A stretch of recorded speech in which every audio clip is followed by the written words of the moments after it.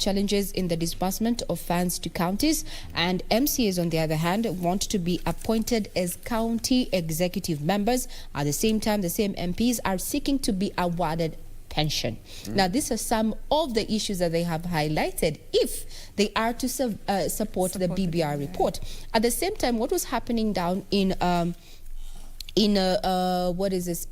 Olelenku staff, that is Kajiado, and he met with Wiper leader Kalonzo Musyoka, who's continued to drum up support for this particular report.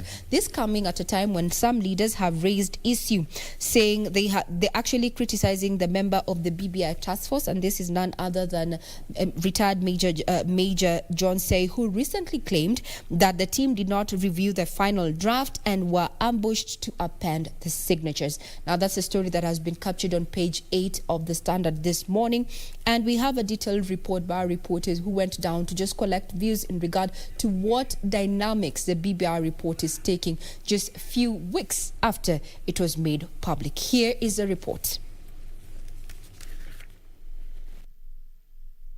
As Kenyans continue to engage on the contents of Building Bridges Initiative report, politicians supporting the cause want the church to play an active role in promoting the BBI agenda. We are told very clearly as Christians, and I'm talking to my fellow Christians, the people of God, they perish for not having the knowledge. So we need to know, to have the knowledge of the BBI, so we don't perish thinking that we are having everything, but yet we are having half-cooked information. I would really urge every Kenyan as a Christian to read the BBI. And in fact, if there's a place to discuss BBI, I want to submit, is actually in church. Because this is a document that carries this nation. This is not politics. This is our life.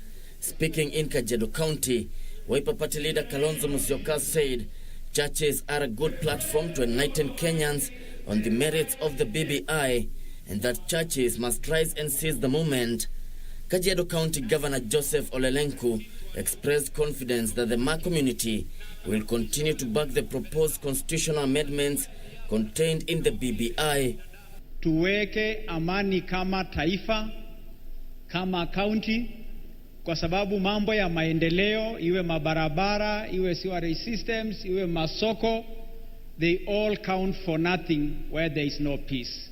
They are saying the Prime Minister will come from dynasty. If you look at the BBI, the Prime Minister will come from the National Assembly. So will Uhuru go back to Katundu to run for presidency, for MP, for him to be a Prime Minister? Please, wacheni kudanganywa. ANC party leader Musalia Mudavadi, speaking after attending a church service at the Christ is the Answer Ministry Church in Nairobi, called for a deeper reflection on the process of consensus seeking in the ongoing BBI debate. It's a listening process, and it's always important on matters of such weight importance that people are listened to. Mudavadi cautioned leaders against using the proposed referendum as a pedestal to gain unfair political mileage ahead of 2022 general elections. So I'm only pleading to you that let us see what can be done to zero in on a more united position as a country during this interim period. Once the referendum is over, whichever way it goes, the political formations for 2022 will then be seen after. Mudavadi spoke even as a section of the clergy from Narok County called for an expedited translation of the BBI into Swahili. Already now it is out. I would like to request all the Kenyans to go get this, booklet. Let's see the information and let's be sober. Let's not be biased. Tunaomba watu wote wa Kenya wajisomee na tuache ile hali ya kusema kwa sababu kiongozi wangu amesoma kama bishop ama MP wako, mbunge wako ama MC, hata nami najua kwamba hiyo kitu ni sawa. Kevin Washira, Channel 1 News.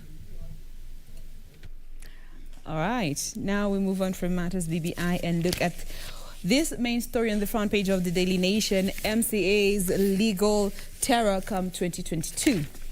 Now let's get to the details, just a bit of the details. And now it is required for members of the County Assembly who are intending to vow for seats come 2022. They will have to fulfill some academic qualifications before they are considered to be eligible for these positions, and now they are terming this requirement as unconstitutional and not the will of the people. Speaking to this was one Mr. Ndegwa Wahome, who's the County Assembly's forum chairman, saying that we're going to be moving to court to challenge this directive because we believe it is unconstitutional. What is unconstitutional? This law that requires now contestants for MP and MCA seats come 2022 to have a university degree qualification is set to take effect in the 2022 general elections. It is a requirement that should have been implemented years back, but due to issues here and there, which we will not delve into right now, it has been postponed several times, but now it is set to take effect come 2022. And now members of the National Assembly in 2017 had actually amended Section 22 of the Elections Act that prescribes the minimum academic qualifications for both levels of government. Now that amendment requires MPs to have a minimum of a bachelor's degree when it comes to university qualifications. Even though the law was enacted just before 2017, the 2017 elections, now the National Assembly successfully pushed for the suspension of this implementation after the election, and they hoped they would have obtained the documents by 2022. But now we have leaders who are saying that this is going to lock them out, hundreds of them out for that matter, because they are saying COVID-19 disrupted their academic plans. Given we have less than 2 years to go. Some are saying that so many universities were closed because of COVID-19. It has disrupted the entire academic calendar and now locking them out because they initially intended to get the papers to be able to vie for the seats come 2022. But now they have vowed to move to court next week to challenge the law that requires them to have a university degree, in the least terming it as having the potential to subvert the will of the people. But is it really a question of the will of the people? All that besides, I mean, MCA is no pressure. Wachana your pressure, Jane and Apatia. You don't need a degree to vow, but you may need a degree to vie. To vie. Nilisema vow. Ulituambia vow ya kwanza ya pili vow. Mina shanga, what's happening, people? Who's getting married in 2022?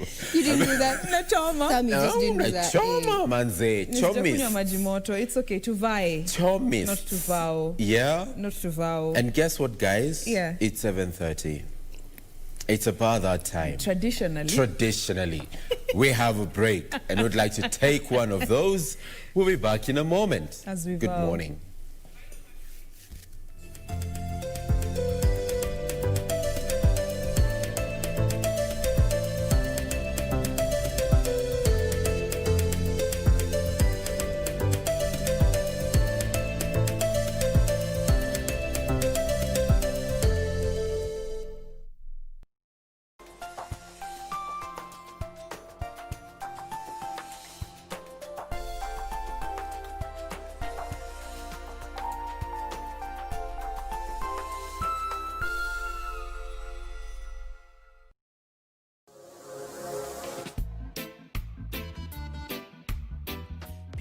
Say all kind of things about you. With them on, just shake up. Need to mushia one, done to mushia. When your booty got show me now. Baby, one time. Bossy baby, give me 2 times. Full 180. Crazy. Trago y ella la botella. Let's go. Ha. I needed some with some bop in it. Mamacita, where you at? I've been trying to reach you. Choro, choro, choro, choro, choro.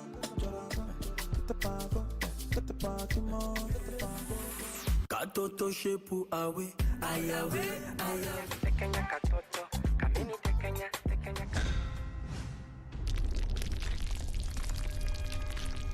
Tonight on KBC Channel 1. Look, if you have to protect your mother and the motherland, then in order to defeat every enemy of yours and to face him, you have to stay ready. If you want to save your life, then you will have to save me. Time is not far when I will prove everything.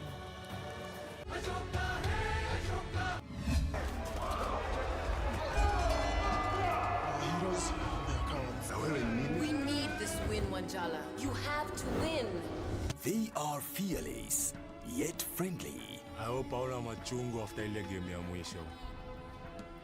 I'm allowed to be concerned about you, Wanjala. I'm your wife. I will take good care of you. Fierce, yet fair. Pa combo sasa. Pop! Poza kidogo. Pop pop.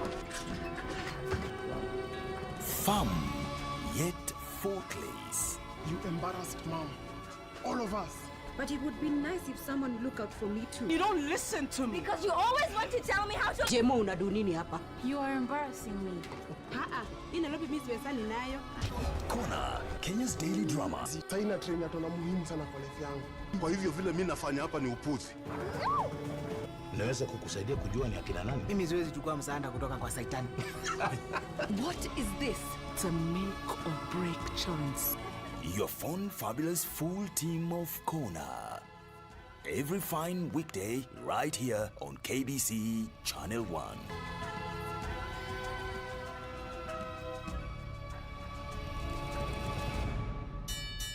Tonight on KBC Channel 1. Taxi! Don't stop for anything. Mother, I want you to know that Juana will be taking care of you for a while. Oh, that's great. I'm so glad to hear it. The less I see of Fanny, the better. Please don't go. Don't leave me. Think about it. Where is Fabiola? No, she's not here. She told you very clearly that I needed information about Ramon that I could use to make him stay here. But you haven't delivered, Dahlia! How can you allow this? Why? Because... Why? El paraíso In love with Ramon.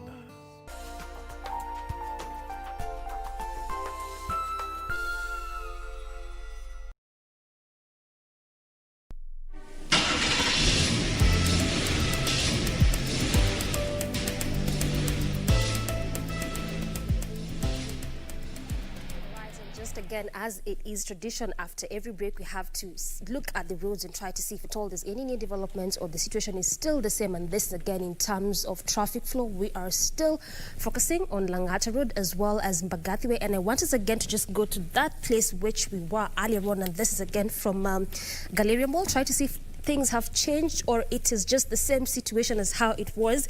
If you can remember, there was no traffic around this specific area, and it looks like it is not that bad. However, it begins to slightly build up. Remember that again, it's a roundabout. So also just like major roundabouts, which branches off or even connects to other major roads, this specific one is also one of those. And on this road, this is actually as you branch off to Forest Edge Road, on that specific lane over there, that is just where it begins to slightly build up. And in fact, it has changed, meaning it has opened up. So yes, that's why I keep telling you all the time the traffic changes every single minute. In 1 minute could be in a gridlock, in the next minute just opened up, in the next minute moving at a really slow pace. And just a couple of seconds ago on this specific lane, which branches all the way to Forest Edge Road, this is where it was beginning to slightly build up. That had been well indicated by the orange color, but as of now it has opened up green all through. So again, just as I was mentioning earlier, if at all you're coming from this specific route, then this is again the best time for you to do that, because just it's actually just a smooth sailing all through. As you leave Galleria Mall, this is actually as you're heading over to the city center. Imagine actually as you're heading over to the CBD, green all through, no traffic at all, moving at a really fast pace. And again, also just next to the Animal Orphanage Road on that specific lane, this is when you're leaving CBD as you're coming to the estates, which is very interesting because on this specific lane, as you're leaving city center, coming to this to the estates, that's just where traffic is beginning to slightly build up. On the other one, this is when you're leaving the estates heading over to the city center, where we'd expect to see the kind of traffic we're witnessing on this other side is actually where it's a smooth sailing for you. So if at all you're heading over to any to the CBD, your workstation, any kind of activities, again, it is this right now is clearly the best time for you to do that. Away from that specific area, as you're heading over all the way to the city center, again next to Langata police station on that roundabout there, you know, just like how we'd expect roundabouts to see. Look at this, the difference in colors, especially as you leave the roundabout, going all the way to the city center on that section over there, moving at a really slow pace, and that again has been shown by that red color there. But also away from that, as you're coming all the way to the city center and also leaving CBD, coming through Langata Road and the estates, and they're alike, moving at a really fast pace, no traffic at all, just on some specific areas where it's beginning to slightly build up at a manageable kind of one. But things are changing altogether when you're near the bypass, on the lane that is heading to the city center. In fact, on this stretch, just before you get to the bypass and slightly away from the bypass, it is not moving at all. It is at a standstill. So if at all you're coming from the areas I've mentioned and you're nearing this area, this specific place, then you will have to make do with this traffic because then there's no alternative route on this specific area. So on that area is just where there's gridlock, not moving at all. On the other side, moving at a really fast pace. Again, that has been shown by the green color there. And remember, I told you that when you're near the bypass, next to the bypass, and also slightly away from the bypass, coming all the way to the city center. In fact, on this stretch, this entire stretch, it's just heavy kind of traffic. In some parts, moving at a really slow pace. In others, just at a standstill, not moving at all. So just like roads such as Mombasa Road, Thika Superhighway, Langata Road again is also one of those busy roads. Talk about the estates, the kind of businesses around this specific area, the kind of companies. So ultimately, that makes it one of those busy roads. And it looks like things are not changing at all on this stretch, just next to the bypass. It's just at a standstill, and this is how it has been for the past couple of seconds. So this is how it's looking like as of now. At around this hour on this section which you're trying to look at in terms of traffic, still focusing on Langata Road. We haven't gotten a chance to look at Mbagathi Way, which is actually where there's still some ongoing works in terms of the flyover being installed there. I will be telling you which specific area where this flyover is being installed, and also I'll be telling you about the new developments in terms of the road activities. This is around the T-Mall junction. Stick around to find out which activities are this on this specific area, how long it will take, and what implications this will have on the road users of these two specific routes. Some. Yay, Doreen. No bridges along that area. I believe so, right? Yeah? Even as we look into the BBI. And by the way, guys, keep talking to us online at KBC Channel 1, at Sam W. Njoroge, at Doreen Orange, at Jane Wamboy, and at Ray Manyara. I got it right? Sindio? Hashtag Good Morning Kenya. Let's talk about COVID-19, or for the bougie ones, coronavirus. Okay? Let's talk about that and what is happening in as far as that is concerned. I mean, the cases now have hit 62,488 as 719 more test positive for this particular virus. And a statement by Health CS, that is Mutahi Kagwe, said the new cases were from a sample of 4,732 tested within 24 hours. This now brings the cumulative tests at 742,481. Now, from the new cases, 685 are Kenyans, while 34 are foreigners, with 451 being male, while 268 are female. The youngest is a 5-month-old baby, while the oldest is 81 years old. The question lingering out there is the restrictions, the COVID-19 protocol, and the nature, not the nature or level of citizen responsibility, guys. I mean, here we are now. We're recording cases to the tune of 700 and something. Remember, there was a time we recorded like over 1,000 for like 3 days straight. And of course, we've got those other factors to consider, like the availability of reagents and all that. But a lot has been said in as far as how Kenyans are taking care of themselves. Sijui, ladies, are you taking care of yourself? Absolutely. Regina? Are you taking care of yourself? Sanitizing, washing your hands? Yeah, and I'm going beyond and above that, because at least I make sure that I take some vitamin C in the morning, and in the evening I take some 7Cs, because we've been told we have to show up immunity. And there's actually a report here in the Standard that just highlights on some of the research that has been made and inroads towards COVID-19 in comparison to SARS, and it says that it's not so sure how long the body can come up with antibodies. So there's a risk of reinfection. So what you need to do to ensure that your body remains in tip-top shape in light of this COVID-19 issue. And one of the cases, in my view, and in terms of the state of our healthcare, and this is what we started off this show with, is that you're having a paralysis of sorts within the counties, and now medics are saying that they're going without PPEs because 6.2 billion shillings is lying somewhere, or rather the PPEs are lying at KEMSA. And they say this is a sad state of affairs. It has been captured on page 9 of the Standard. And some of the highlights is that KEMSA is in a catch-22 situation, as it cannot neither dispose of the items nor procure new ones, yet the counties need to be equipped to handle the second wave. Now the Ministry of Health says 2,011 health workers have been infected, with 22 dying across the 42 counties. Now, according to the National Assembly Health Committee Chair, Sabina Chege, said during the investigations that it would require the approval of the Health Cabinet Secretary, for KEMSA to dispose of the items at a loss. Remember when Kenya first confirmed its first COVID case in March, there's a case that is being handled on issues of mismanagement and fraud at KEMSA, and this has stalled, or rather we have these equipments lying that they're worth at 6.2 billion, but nothing can be done, yet the counties are struggling.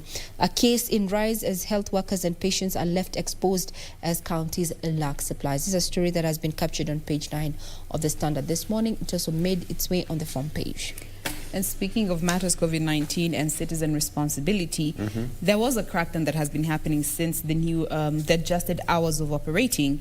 And since then, so many people have been arrested. Thousands have been held for flaunting these virus rules, with many of them being caught partying hard, especially in Nairobi and Nakuru. And just briefly going over what has been highlighted here on the Daily Nation, at least a total of 1,325 people were found to be in general contravention of COVID-19 rules. Another 1,160 were found to be without face masks in the open space. And just to break it down a bit further, in Nairobi County, there are about 373 people who were arrested for general contravention of this COVID-19 rules. Another 149 were not wearing masks, and another 33 bars were closed on Friday night. This is all that happened just Friday night. Looking at Saturday, they arrested another 195 people. 21 bars were closed. Taking these figures to Mombasa County, 10 bars have been closed. 300 people were arrested on Friday. Another 339 were arrested for failing to wear masks in open spaces, and 39 public service vehicles were detained because of flaunting these COVID-19 rules. Nakuru, 300 people are arrested flaunting the rules. We have in Kisumu, 256 were arrested over the weekend. Siaya, 142 people. Kakamega, 100 people were arrested. Central Kenya, 190. In Nyeri County, 60 people. Isiolo, 30 people were arrested. And which other county has been highlighted here? Those are just the counties that have been highlighted here in regards to people who were arrested and bars that were shut down for flaunting these rules. I mean, citizen responsibility. We need to do better, people. 195, okay. Yep. But okay. I'm trying to think, that 20,000 that you have to pay if you're found outside past curfew. They were all released on bail, and they are expected to appear in courts as of today. Watu wako na pesa. Watu wako na Before we pesa. leave the issues of matters of health, I'd want to highlight this story here. I find it quite, it's in the pullout of the Standard this morning. Manhood transplants to become a reality. Thank you very much. Manhood transplants to become a reality in Kenya. Yes, you heard it right. Now, a proposed law in Parliament is seeking to regulate penis transplant and could be the answer to an increasing number of penile cancer and injuries. I don't know, Sam, why are you looking at me like that? I just read what this is. We're moving a step ahead in as far as medical. A step ahead. Yeah. And having treatment. open conversations. Yeah. About the penis. Hey, there are people who suffer penile cancer and injuries, so this is good news to these people. No, that is legit. Yeah. But also in the States and in other countries, yeah, Jane, I get the urge to sip something. I'm doing this with a very straight face, yes. Yeah, but anyway, let's be fluid. I feel like as TV presenters, let's be fluid when it comes to conversations around sexuality, sexual organs and everything else. But that is quite a step in the right direction. Because the people who suffer from legit issues when it comes to, the... Especially injuries. You're short to back Yes. split like his Especially injuries. When you look at it, this whole article goes further to just explain this sort of injuries that you might find yourself into and what solutions are out there. And people have suffered in silence. Even us as KBC has highlighted several stories about, what happens to this. There's also the emasculation of men because they cannot talk about this. But now with this proposed law, I think we are headed in the right direction. People who have penile deficiencies. I mean, even erectile dysfunction is part of it. Yes. You know that? And even as a result of botched circumcisions. Exactly. That's what I'm talking about. At the end of the day, this is a muscle we are talking about. So it is likely to be affected by various factors here and there. I don't want to push this beyond that. I just want to go to page 5 of the Star and talk about what the governors want as Jane wipes off the smile on her face. And we get to look into other issues in as far as the headlines are concerned. Now, governors have their own raft of demands when it comes to support of the BBI. And one of those is the power to appoint and fire their deputies. And this is something they would like done after elections, all right? This whole thing of you getting your deputy before you go to the polls, hawataki yote, and they want to go to the polls once they win, they're in a position to appoint their deputies from either gender. And they also want to be allowed to sack them as and when the need arises. They also want the Council of Governors to be entrenched within the Intergovernmental Relations Act. Remember, this has been one of the contentious issues in as far as devolution is concerned. People argue who exactly is the Council of Governors in as far as the law is concerned. So now they want the COG entrenched in the Intergovernmental Relations Act. They also want the Controller of Budget to release or to be allowed to release funds without adhering to the County Funds Act. I don't think it's without adhering, because that is the wording that has been embraced by the Star.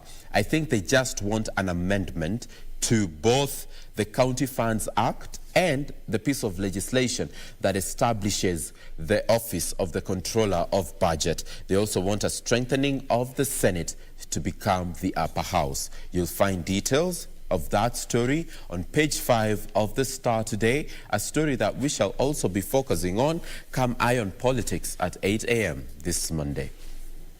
Now talking about history being made, and I'd want to take you back to our header on the front page of the Standard, isolated, and give you details in regard what we're talking, why this particular story has been given that header. Now, it seems that, Trump is on his own as well. Leaders continue to congratulate the new president there. That is none other than Joe Biden. And if I can quote Angela Merkel, the German Chancellor, says our transatlantic friendship is indispensable if we are to deal with major challenges of our times to bring her back home.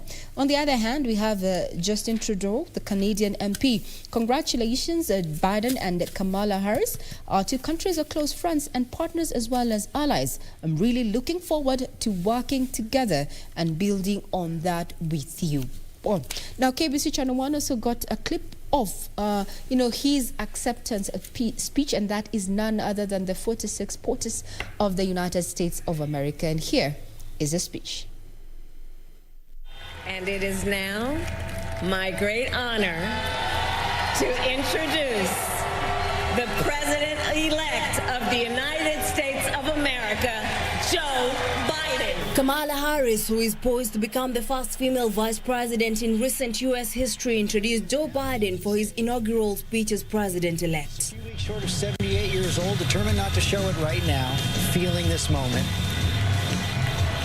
Joseph Robinette Biden Jr., who will be the 46th President of the United States. In his history speech delivered in Wilmington, Delaware, Biden pledged to be a president who seeks not to divide but to unify, who doesn't see red states and blue states, only sees the United States. I pledge to be a president who seeks not to divide but unify, who doesn't see red states and blue states, only sees the United States,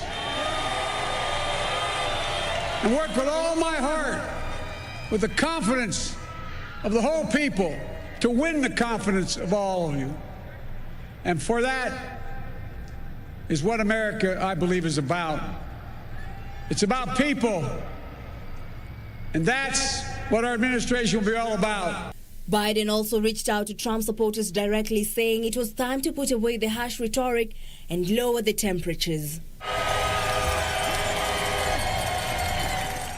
The president-elect announced that he would form a coronavirus response committee to ensure it is ready to implement decisions from his inauguration day in January. The people of this nation have spoken. They've delivered us a clear victory, a convincing victory, a victory for we the people. We've won with the most votes ever cast on a presidential ticket in the history of the nation. 74 million.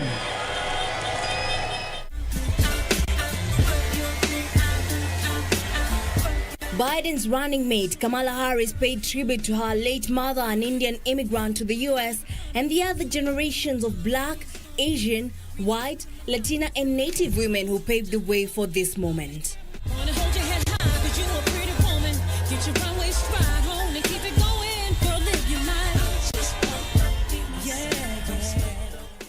When she came here from India at the age of 19, she maybe didn't quite imagine this moment.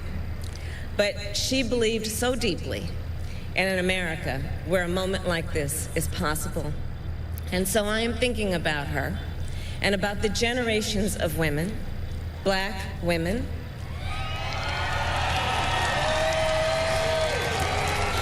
Asian, White, Latina, Native American women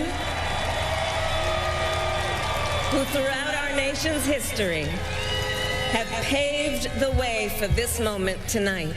This is what we needed. This is what we've been waiting for. It's a day of celebration. The sun is shining for us. Spontaneous celebrations erupted in major cities after Biden's victory.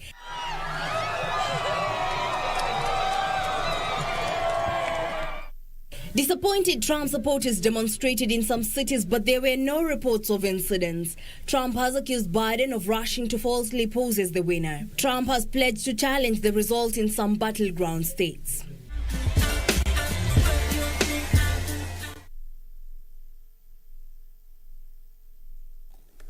What can I say? It's indeed a good year to be alive. 2020, despite the coronavirus pandemic, I'm saying yes, we've made history. There's a woman who has a touch of Africa, a touch of Asia. And Kenyans have been saying, why aren't Jamaicans celebrating their daughter the way Kenyans did with Barack? Well, that's Jamaica for you. But now, drawing your attention to page 2 of the Standard this morning, they have gone further to introduce meet the first U.S. second gentleman. Yes. That's yes, too much. yes. First, second. Yes, gentleman. meet US's first, second gentleman, you know. And this is his husband, her husband there, Douglas Emhoff in Philadelphia, Pennsylvania. That's a picture that has been, you know, used there in that particular article. Just what you need to know about her husband, that is Kamala Harris' husband, is that he's 56 years old. He's 56 years old. He's an entertainment lawyer of Jewish descent, and he has 2 children from a previous marriage, and he was born in Brooklyn, New York. Now hold this. He took leave in August to campaign for Kamala Harris. The article is on page 2. Yeah. I mean, I hope people are taking notes. This whole thing of being intimidated by a partner who is more empowered than you are. Please, take a sip. Take a sip. You just made a huge point. I mean, it is what it is. Garamika. Ukipendwa pendeka. Aish. Be sure of yourself as a man. You know? I have never understood why you get into a relationship with someone and the first time or the very first sign they feel under something, they just want to quit. It's so childish. Childish. Tell them.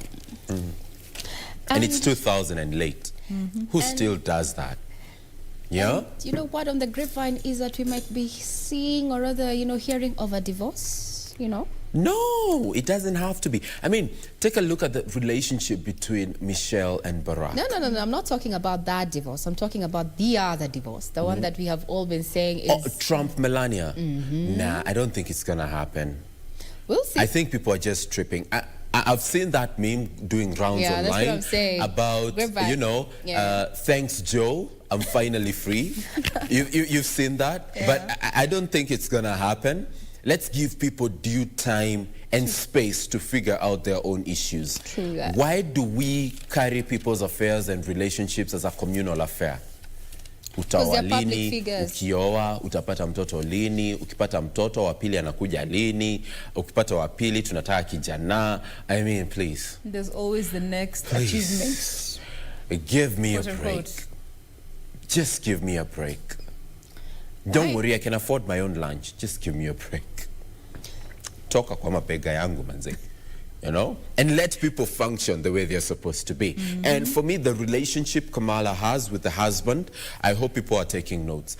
When you're empowered, you're independent, you're a free thinker, you got your stuff going on, you know, you are a 2000 and late kind of human being, then you don't need to be contained around all these labels. And honestly, if they still affect you, something was wrong with the way you were raised. It is what it is. It's either with the parenting or with the society. Mahali hapo kuna kitu ilienda mrama somewhere. I want to differ. I actually beg to differ. Don't beg, just differ. I'm okay, fine. Please, I'm going to be the devil's advocate in this and say the way people behave is an individual responsibility and reaction to their situation. It's not because the way they were born or raised or anything. Let me tell you some decisions we make from within. Because if a man chooses to support the wife in their endeavor, they have chosen because they know it's going to make her a better person, but it doesn't mean that she's going to be the man in the relationship. That's where most men confuse this issue that you do not want to have a woman who is supposedly doing better than you do. That's why I advocate for human beings not to reason like products in a supermarket. Rise above the labels. All right. Okay? Rise above the labels. Know that this is your wife, this is your man, this is your lady, and you're doing life together, and you rise above the labels, even as we rise above the label of taking a break right now, and we'll be back with Eye on Politics in a few. Right, ladies? Yes. Nice.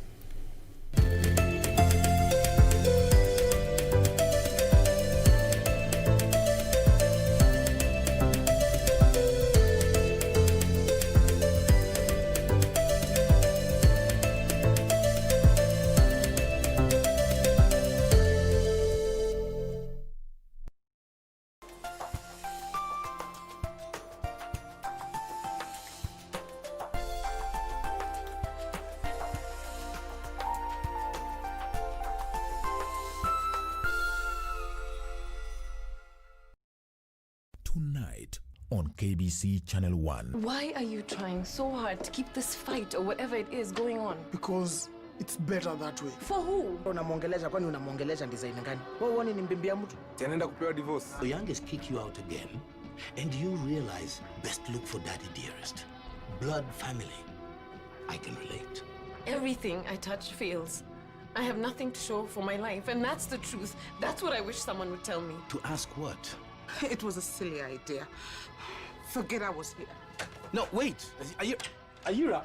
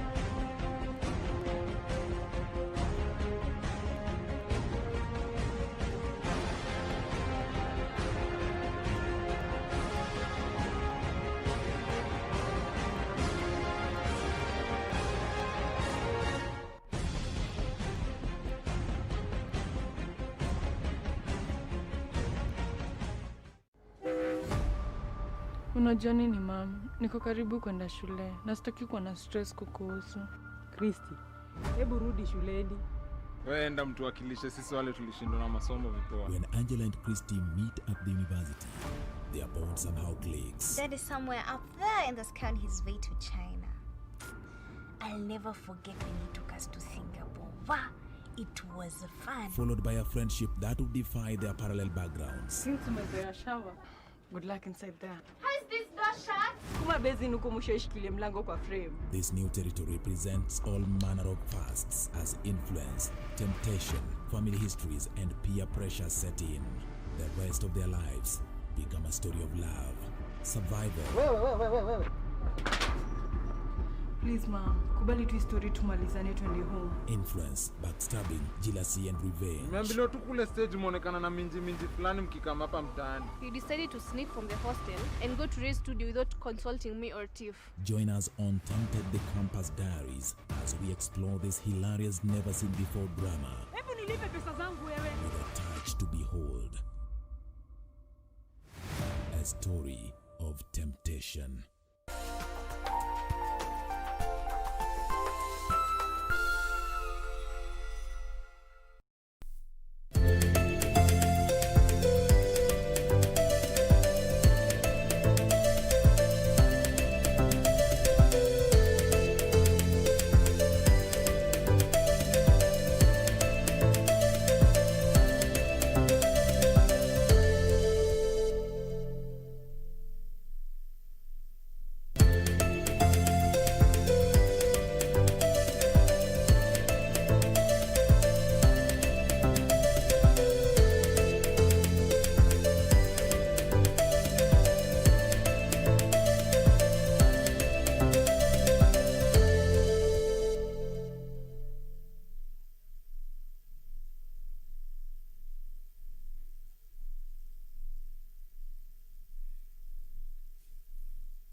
And at exactly 5 minutes past 8 a.m., I had promised you that I'll be telling you about Lang'at in regards to what they're planning to do.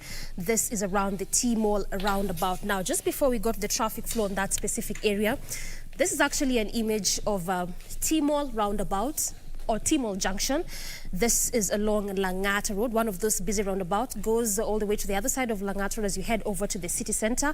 Also coming from Lang'at Road, the areas of Magadi, Rungai, branches off to Mbagathi, which is again also one of those roads which we'll be focusing on in terms of, those roads that are really good and better alternative routes for those that ply Lang'at Road, and also branches off to the other side of Maimahi Road. Now, earlier this year, sometime in May, June, the government of Kenya mentioned that around this area they will construct a flyover which will be used by those coming from Ongata Rongai as well as Magadi. Actually, the elevated part of that flyover will be used by those people coming from those areas.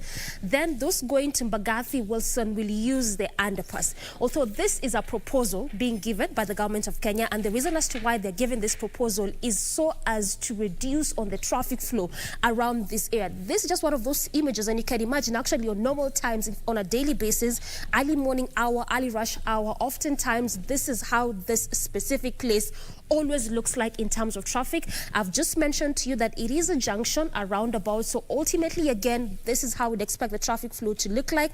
But however, it is still on the proposal basis whereby they're proposing this project, for it before actually it commences. Part of what they mentioned is that it will also consist of footbridges, again just along this specific route, and also it will be a project that will be conceptualized by the public-private partnership. What that means is that it's a project being done by the government as well as private entities. So it means that taxpayers' money will go into conceptualizing this project as well as private firms and private entities. That's just what it means by the PPP, public-private partnership, a project that is normally done by the government as well as different private entities.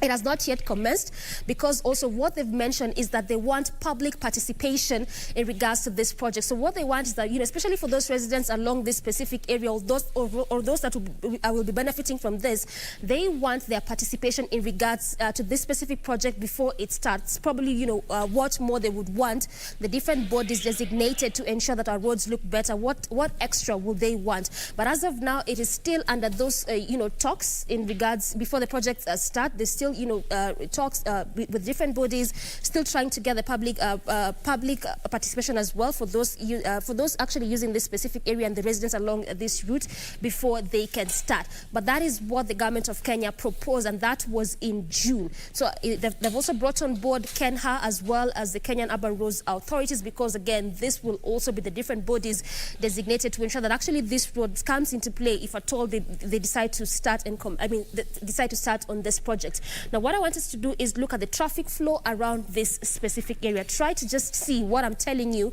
in relation to the fact that oftentimes it's normally one of those busy areas. So this is actually the T-Mall Junction, and this is how it is looking like as of now. Traffic throughout the entire roundabout. You can imagine just as you branch off to Mbagathi, what I was showing you earlier on that image, again coming from Lang'at Road and the estates, coming from Ongata Ongai, from Galleria as well, heading over to the city center through Lang'at Road before you get to the other footbridge, and also branching off to Maimahi Road. So what I was showing you earlier, it is actually this area, whereby they're still on talks in regards to ensuring that flyover comes into place. And it looks like things are not changing at all. If you can remember just a couple of seconds ago when I was looking at how it was doing in terms of traffic, this is how it was. And it's still the same way, especially as you branch off to Mbagathi. And I'm not so sure if actually we'll be talking about this route as an alternative route, because as of now,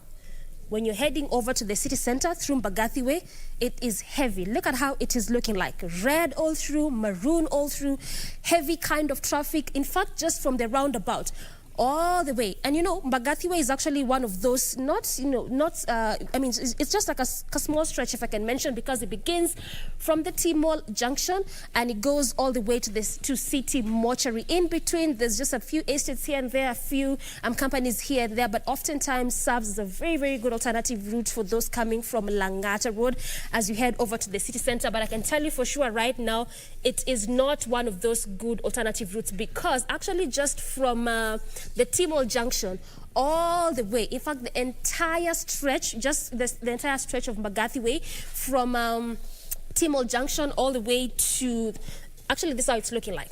From Timol Junction all the way to City Mortuary roundabout, it is heavy kind of traffic.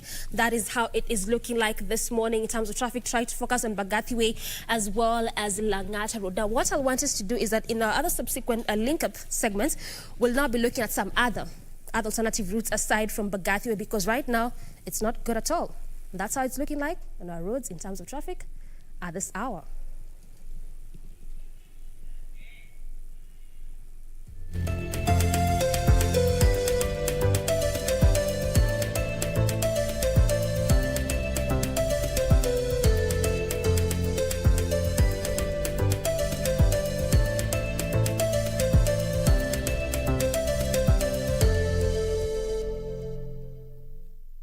There checking out the traffic for us and giving us an update.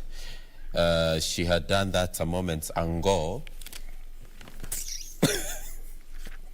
Talk about that later, Dee.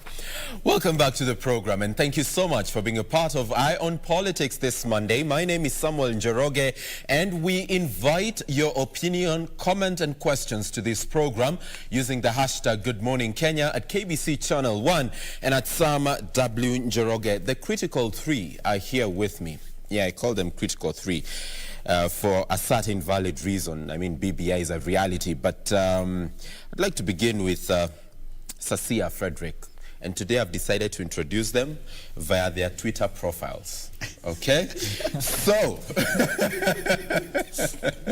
let me introduce to you Sasia Frederick, who is God-fearing, a waterman, political analyst, current affairs analyst, passionate leader, and aspiring politician. Welcome to the program, Frederick. Thank you. Good morning. How are you? I'm doing good. Yes. And coming up next is Sir Advice Mundalo. He's a political and communication strategist. Atatuambia inamaanisha nini? EDTHP, hiyo atatuambia. A corporate MC and a leader. Welcome to the program, Advice. Thank you so much, Sam. I don't know why Daniel is nervous, but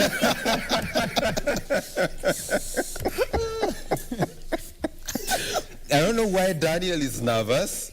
But we'll be getting to see Daniel in just a short while, and I'll be reading out his profile. Remember, this is Good Morning Kenya. The only way to start your day. The hashtag is Eye on Politics at KBC Channel 1.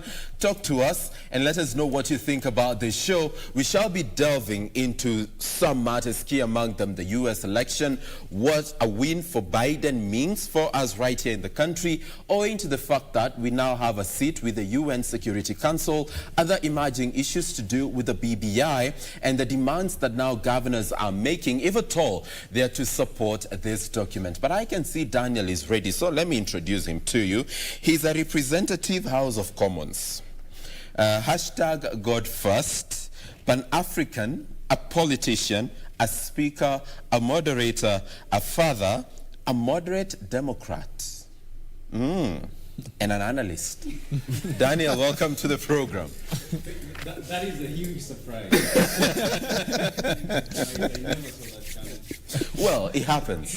Only on Good Morning Kenya. So, gentlemen, I'd like to get your quick thoughts on the U.S. election and the outcome this far. I'd like to begin with you, Frederick. Thank you. This morning, I'm here.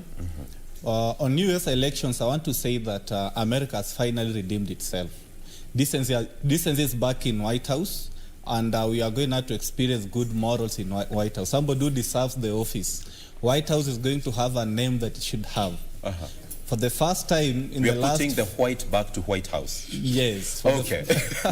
For the first time in the last 4 years, we are going to see somebody tweeting sense from White House.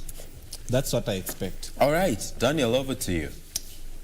Well, I think it's also coming at a point where all the eyes are trailing towards, one of the biggest key democracies in the world. And 4 years you've been treated to a lot of rhetoric, and there's so much that was lacking, especially when it comes to order, on the current, what do you call the current world order?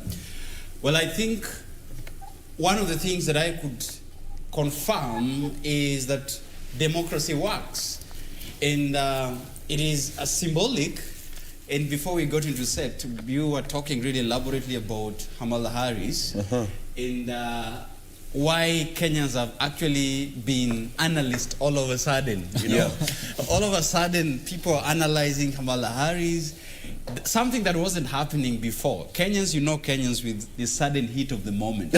But I think the most important thing is we are assured that indeed democracy works. Well, we don't know what is going to happen because Trump has not yet conceded, and normally is a norm that when you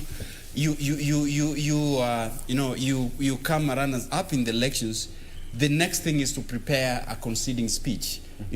Something that we haven't seen. So again, democracy is being questioned. Why? Again, Pence and Trump hasn't given their conceding speech. All right. That is very interesting to note the turn of events. Okay. Over to the man who believed Trump would win. Okay, so I think what I can say about the US election, first of all, it was a very tight race. And unlike ordinary perception, there was a lot of perception about the election. And most people believed that Biden, I think people expected Biden to win, but they didn't expect that it will be as tight as it was. They didn't expect Trump to really pull the tight race that he pulled. And to me, I think it's a race that has been able to show that there can be a big divergence of opinion. And that's why you can be able to see both candidates going above the 70 million mark in terms of even the popular vote. So it was a tight race. And it is congratulations to Joe Biden and Kamala Harris. It is quite another start for America. I love the fact that Joe Biden is someone with a very rich history in terms of both governance and also in terms of just his personal life. And politics too. Is someone who has been able to go through a lot of experiences. And so he really represents the very ordinary person and the challenges of every other person goes through. So I think he's a good example at the throne of America. But then I also would wish to really congratulate President Trump, because according to me, he put up a very good race, because it is not that easy to really put up a fight against the whole world. I don't see anyone who was supporting Trump. The media was against him. The former president was on the trail campaigning against him. I think what advice you mean is that the deep state I think what you mean. So one man against the world, pulling up to almost 50% of the vote. I think that was good enough. I know. I think what you mean is that it's not easy for an incumbent to lose a seat. It's not very easy. And anyone who gets to sit close to me, by the way, has the temptation to betray continuity. So advice, kindly look at camera 5. Moving forward. Kindly look at camera 5. I know Robo is very happy now. His day is made. His day is made. But let's talk about Kamala Harris and the contribution she's now made to history.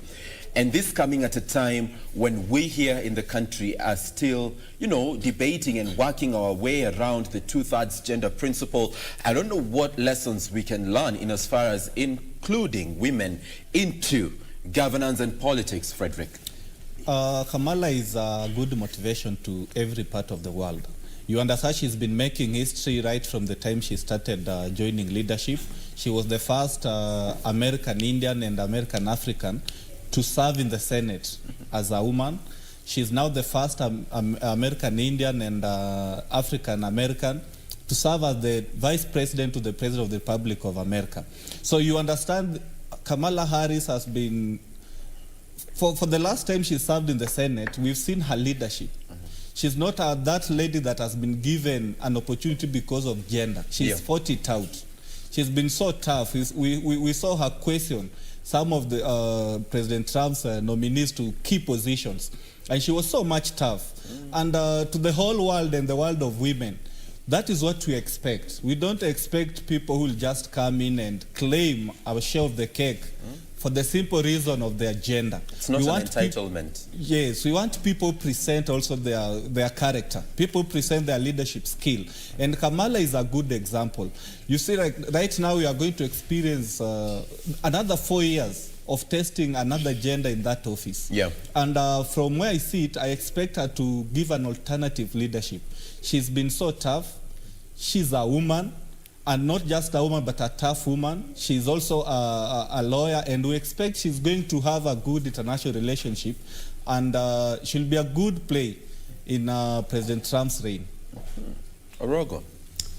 Well, I think that is well captured by Sasia. But the only thing that probably I would add into is the fact that, you know, the lesson, the key lesson here is the appreciation of content, the understanding of the processes, and sticking to the values and principles. That is what makes Kamala Harris stand out. It's not just because of being a woman. What is the content that she brought in the public service that she served? Being a magistrate, being a lawyer, being an advocate, I think, and also the fact that being elected at the Senate, she was not invited, her participation was not invited because of the tag of a woman. She was invited because of the value that she added in the seat, that she was bringing at the table. So, and that is why I really alluded to when I was beginning. I said, Kenyans have all of a sudden become, analysts. And people have, it's this time that they're noting that there's a lady called Kamala Harris, and everybody is just, the first black and Indian woman to be the vice president. But the thing is, if you trail her history in a conversation like Sasha said, even in the vetting of the nominee, she was very categorical on the value, on the principles, and on the virtues that everybody was bringing on the table. And therefore, her nomination did not come as a surprise. We are thinking that, we are filling the void of her being the first, black and Indian vice president, not for the sake of it, but for the value in her, her trajectory. So this is one thing that Kenyan women and women must learn, that the content is what we are bringing on the table, the value of it. Nice. And let's talk about, what Kenyan men should learn from the husband. This entertainment lawyer who literally took leave in August to campaign for the wife advice. Yeah. I think Kenyan men, the lesson there is quite obvious. We included.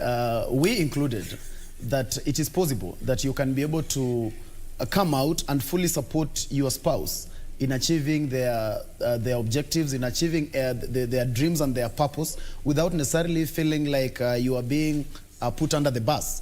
But then I would also wish to say, Sam, that we also have to have this understanding that Kamala Harris, first of all, did not even just dream to be vice president of America. She dreamed to be president of America, and she put up a fight to be president of America.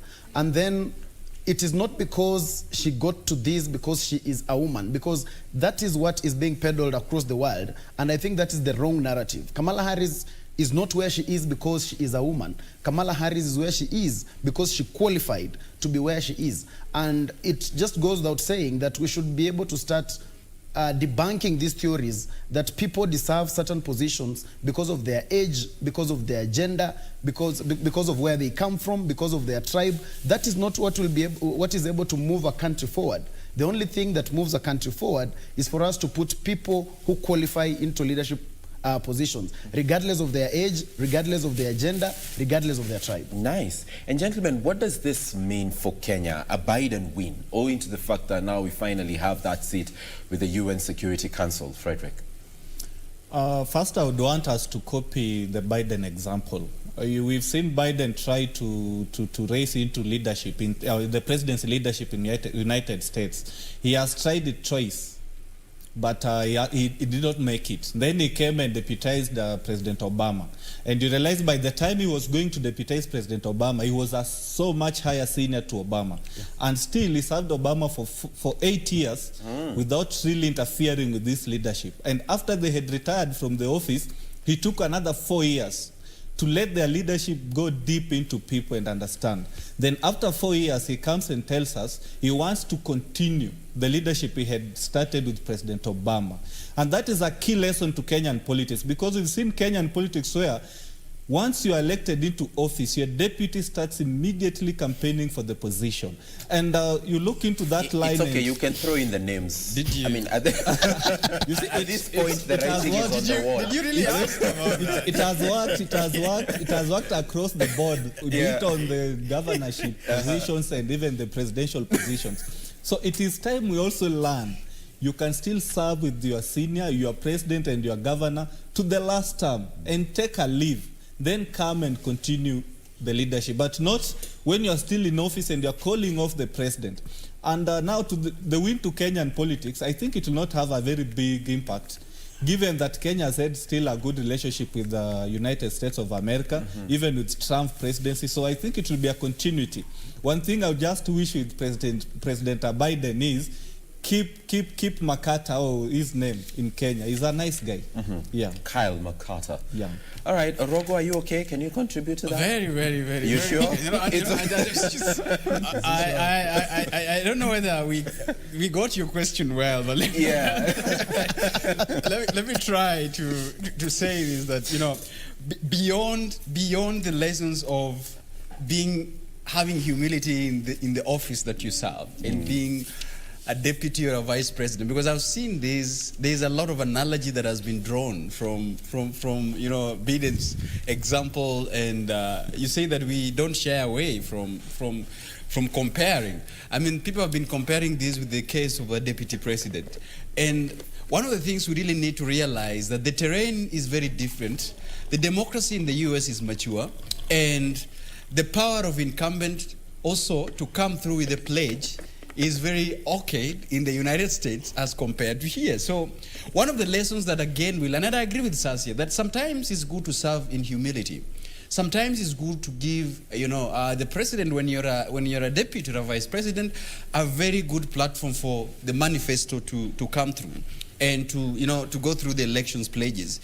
But again, what is the win? What does this mean to Kenyans? We are also having the AGOA Act, that sometimes was probably coming to an end. That should be renewed.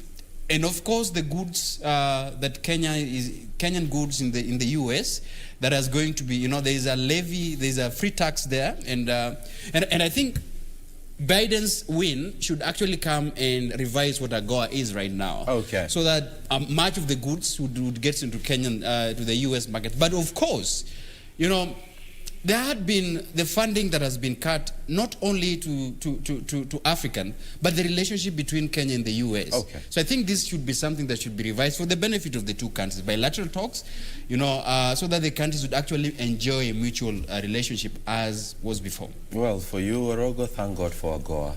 Otherwise, Frederick had really set up the pace for some lashes. But let's get to advice. What do you feel should be, what does this win for Biden mean for us right here in the country?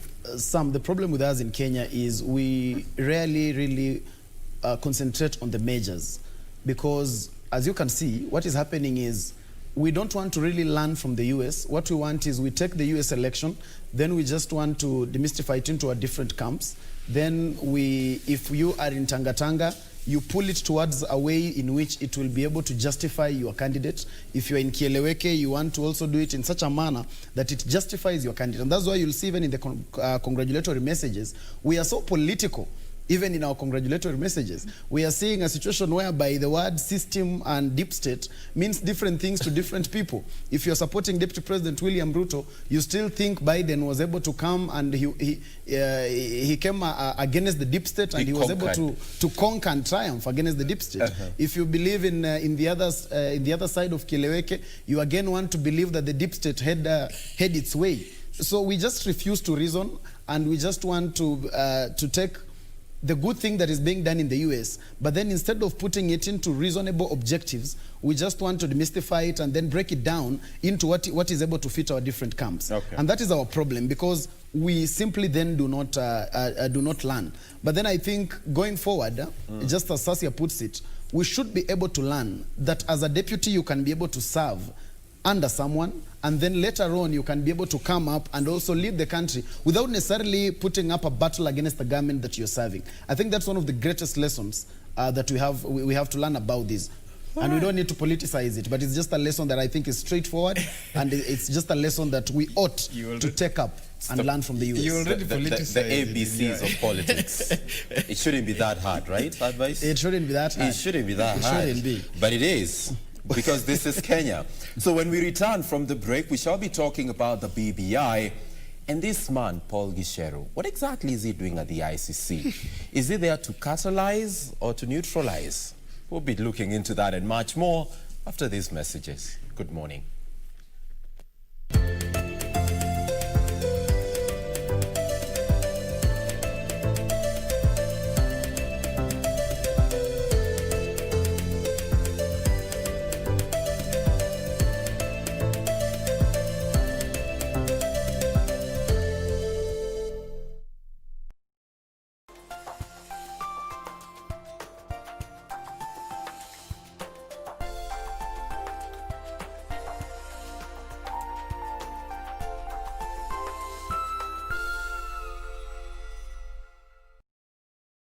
KBC, in collaboration with the Kenya Institute of Curriculum Development, is broadcasting enhanced out-of-class learning on radio, television, and online. Catch the lessons every weekday on KBC Channel 1 from 2 to 4 p.m., on KBC English Service and 15 FM from 9:15 a.m. to 5 p.m., and Radio Taifa from 10 a.m. to 11 a.m.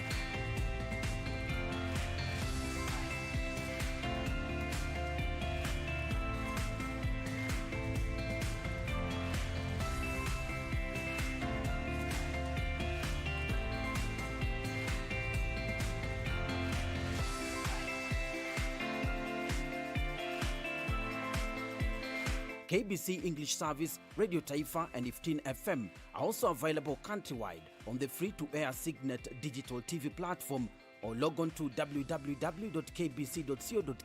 for live streaming, or download the KBC Online app on Google Play Store.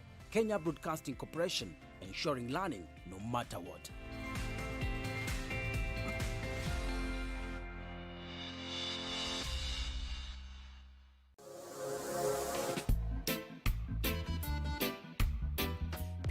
Say all kind of things about you. With them on, just shake up. Need to mush you and done to mush you. When your booty got show me now. Baby, one time, bossy baby, give me 2 times. Full 180, crazy.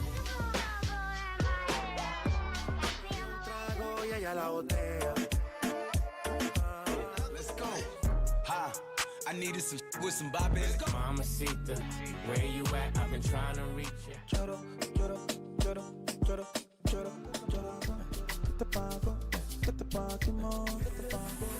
Katoto shepu awe, ayawe, ayawe.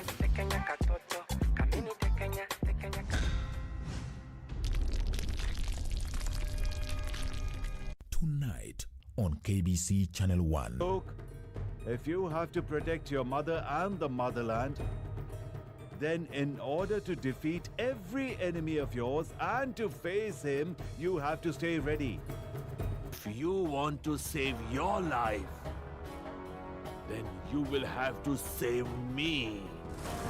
Time is not far when I will prove everything. Tonight on KBC Channel 1. Taxi! Don't stop for anything. Mother, I want you to know that Juana will be taking care of you for a while. Oh, that's great. I'm so glad to hear it. The less I see of Fanny, the better. Please don't go. Don't leave me. Think about it. Where is Fabiola? No, she's not here. She told you very clearly that I needed information about Ramon that I could use to make him stay here. But you haven't delivered, Dahlia! How can you allow this? Why? Because... Why? In love with Ramon.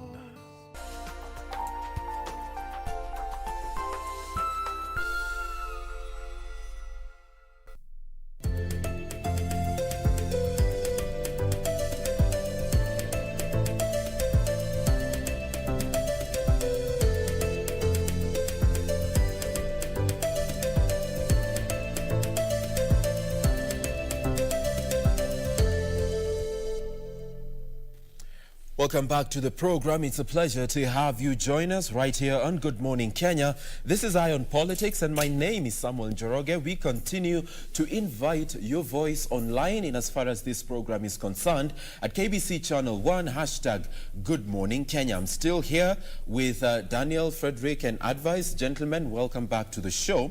And would like to look into the BBI and the trajectory that particular conversation is taking so far. What's with this demands by governors, Frederick? You know, just like Advice said it, in every discourse that comes to Kenya, we try to sneak in politics. We don't look at the qualifications of the document. We want to sneak in the politics, then make it a political discourse. Yet, if you look at BBI, it's supposed to have been a constitutional change discourse. Now, we're having governors who some of them are now retiring from office, others are going for the second term. Now they're building a rebuttal on how they can come back to the leadership scene. And you see, to remain relevant in Kenya, then you must be on the cameras. So they come and call our press, put in demands that some of them are not even possible and some are, but they want to be relevant in the Kenyan politics. They want to be seen speaking. They want to be seen talking. Because we understand if these people really wanted to have something in the BBI document, they should have done so during the time of presentation. But right now, anything being done now is about politics. But politically speaking, the timing is very important. When you negotiate is as important as what you're negotiating for. So most definitely, when you look at some of the issues that they're raising, for example, appointing or hiring and firing their deputies, do you feel, Daniel, that is a legit issue that warrants a national discourse right about now when we're talking about constitutional reform? Well, I think I still hold the view, Sam, that these documents, it is not cast on stone. I think we agreed last time in this set that there should never be a grandstanding about whether it should be amended or not. While that one we are not leaving the case out and still questioning hard that what happened during the town hall meetings, what happens during the presentations, why did these proposals be made by that time? Now that it is what it is right now, the thing is that there are tangible proposals that have been brought forward that requires a hearing. We've seen in the counties, and with the time that there had been devolved system of government, there had been a problem of the members of county assembly holding the governors in ransom. There have been, you see what happened in Makueni in the first term, you see what happened in Nyeri, you see what happened everywhere. Embu, and recently in Migori, where the members of county assembly placed demands that could not be met, until the governor had to, seek the leadership of these political parties, even in Nairobi here.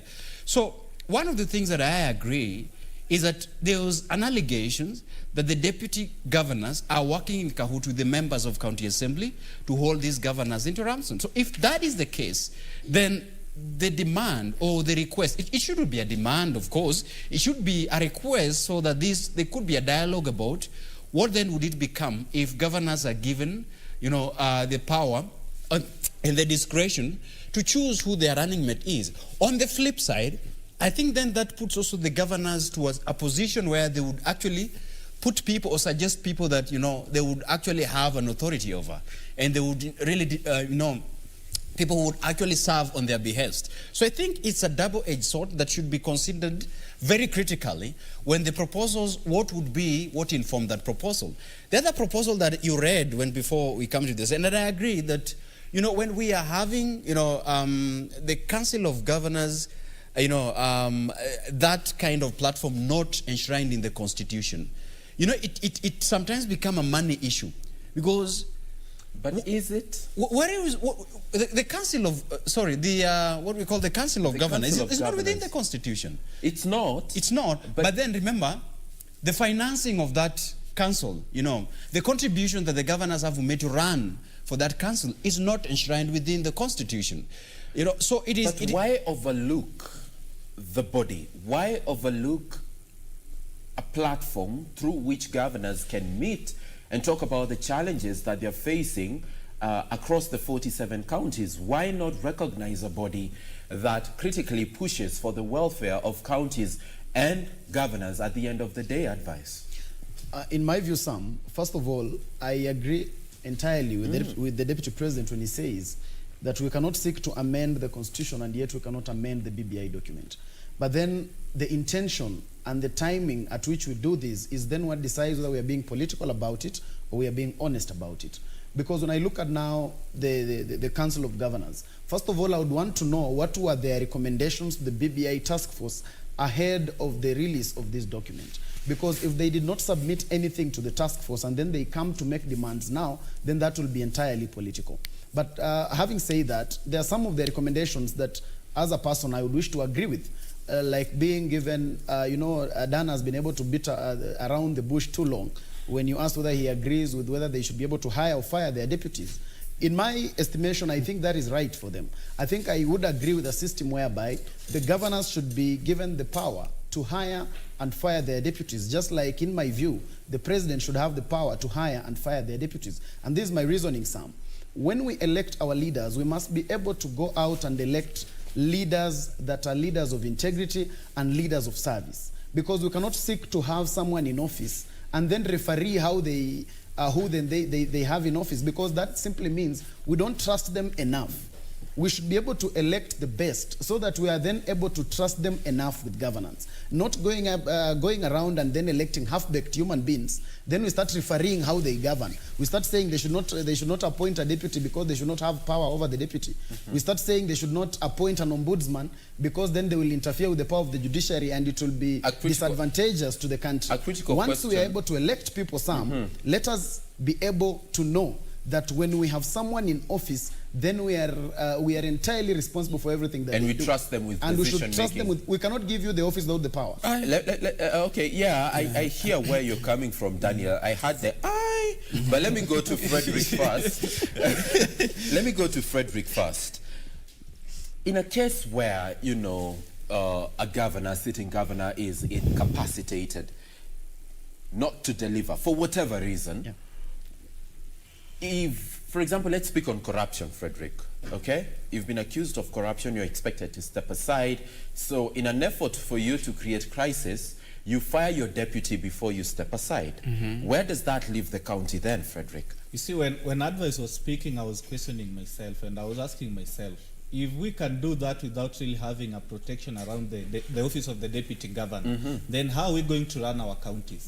Because you'll understand there's a time a deputy governor will come and question the governor, and the only remedy will be, let me sack you. At least we need to have protection. We need to have these people who are protected by the law. Because the reason to why the Constitution secured or gave office of tenure to that office was a governor cannot just do some things that are not constitutional and run away with them. So to me, yes, I can somehow agree it is good that a governor should make a decision to sack the deputy, but we need to develop a process. You not be like a press and I've sacked you. We need to have some modalities on what warrants him to sack, and there should be a process, like maybe through the county assembly, they vet it, maybe through the Senate assembly, but just saying a governor can sack a deputy governor, and then it puts our democracy into question. But gentlemen, we do understand that deputy governors are not just principal assistants. They are designated survivors. In the event something happens. Because that is a reality. We've seen it happen in some counties. Yes. And if it were not for the presence of a deputy governor rising to the occasion, I don't know what would be happening to those counties. So what exactly are we saying, gentlemen, in terms of the politics around this proposal by the Council of Governors? Daniel? I am for the opinion that in the selection or in the appointment of a deputy governor, we retain the status quo. And because the history, wherever we are coming from in the years of devolution, has really taught us that if we give governors the supremo to decide on how the county executives are being run, then we are going to run into a risk of a governor. If you differ in the way a governor and a deputy governor differs on the management of the executive, then the governor can fire at will, and also can also hire at will, but save for the constituent savers. Now, Sam, what could have happened if those powers were given to somebody like Mike Sonko here? You know, let's just be real. What could have really happened to the fate of Nairobi? So let's not mention names. That's really on this one. You say that. For example, let me say, for example, what could have happened if that could be the case of Nairobi? But that is why I'm saying there must be a system of checks, and I agree with what Sasi has just mentioned. If the governors would say, okay, we have the power to suggest or to appoint, then there should be a grinding mill. There should be a process that provides for checks and balances. And that means that system if that is through the county assembly vetting, or if that through the Senate or the Senate committees, then so be it. We cannot we are the same people, Daniel. We cannot give a governor we are the power. same people who said that some MCAs hold governors at ransom. We are the same people who are saying that at times the Senate is not exactly impartial because some of them have ambition to become governors after they serve as senators. You know what I'm saying, that through that the process, was advices, but it's okay. Through Daniel, the processes that we are going to suggest to defend, and this is why this is why we should having a discourse, especially on the way the counties are being governed. There should be a process where we vet the deputy governors. Advice, over to you. Sam, the biggest problem we always have, and I always allude to this in this show, that when we always want to legislate using the worst case scenario. We always want to legislate using an example of Mike Sonko. We want to use the example of Ferdinand Waititu. We want to use the worst case scenario when we want to come up with legislation. Because we cannot be able to always imagine doom in creation of law. Because that is the reason as to why people should be careful when they are going to the ballot. So they're able to put people in office that they can be able to be responsible for. We cannot be able to say we want to put you in office, but we don't trust you enough, and that is why we are putting these instruments around you. The aspect of who then is supposed to question the governor and who is supposed to referee disagreement of the governor. We have institutions. We have the EACC. We have institutions that are able to take care of these. We have the Office of the Auditor General. And therefore, once we put someone in office, like the governor, we cannot be able to have a situation whereby a governor is elected by the people but cannot be able to perform his functions because of the county assembly. We cannot have a situation whereby a governor is unable to perform because of his deputy governor. In my view, once we go to the ballot, we should know that the person we are entrusting with the office is going to take care of everything. And that is why then we should be able to make very reliable decisions. In the US, for example, we see the president directly appoint judges. So it is not about refereeing the person we put in office. It is about ensuring that we have the best person in office. Otherwise, we cannot be able to always have a situation where we want to have anyone in office and then create so many offices around them in the name of one to referee them. Checks and balances. Let us just ensure we have the best people in office and let them have the power to perform. I think also in our case, it's like getting into a new relationship from a very hurtful one. Exactly. And that becomes the nature of the decisions we make politically. So I think we're partly damaged politically. And the fact that we are having voters in this country. Yeah. You know, Sam, my friend Advice Senior, we are coming from a backdrop where we do not have voters that are voting on value-based politics. The reality. That is what they should do. That is the ideal. That is what they should do. That is the reality of what we have in this country. That is what they should do. When you're giving... Because we also need to give space for Frederick. Yes. All right? What does that say about the quality of the voter at the end of the day? Are they empowered enough to make that decision at the end of the day? But coming to you, Frederick, let's take a look at the expansion of the Intergovernmental Relations Act and the inclusion of the Council of Governors therein. What is your take on that? You see, it was first in the first place, it was wrong to have the Council of Governors not enshrined in the Constitution, because that is a body that we've seen fighting for what the governors are supposed to be doing. We've seen them advocating for what the governors feel needs to be served to them. So having that body not constitutional, then it meant we did not really understand devolution. But it is okay that we made the mistake and we've realized it. Then we're having the Council of Governors enshrined in our Constitution. Now at least the chairman of the Council of Governors will feel the powers, constitutional powers to chair a constitutional body. But you see, previously we had people who could call press conferences, They could call shots, but constitutionally they were not recognized. But we've all seen from the times of Isaac Ruto, the Council of Governors has played a very big role in the politics of this country, decision-making and everything. Even the leadership of the country has really embraced. Is it a big role or a key role? It is a key role, actually, because we've seen even the president embrace them. He's been consulting the chairman at all times that he wants to make a decision. During the BBI discourse, we've seen him call the Council of Governors. We've seen even at times making some speeches there. So it is a body that it was time overdue that should have been put in the Constitution. Thus, let's talk about the release of funds to the counties, because this is yet another issue that has found its way into the BBI.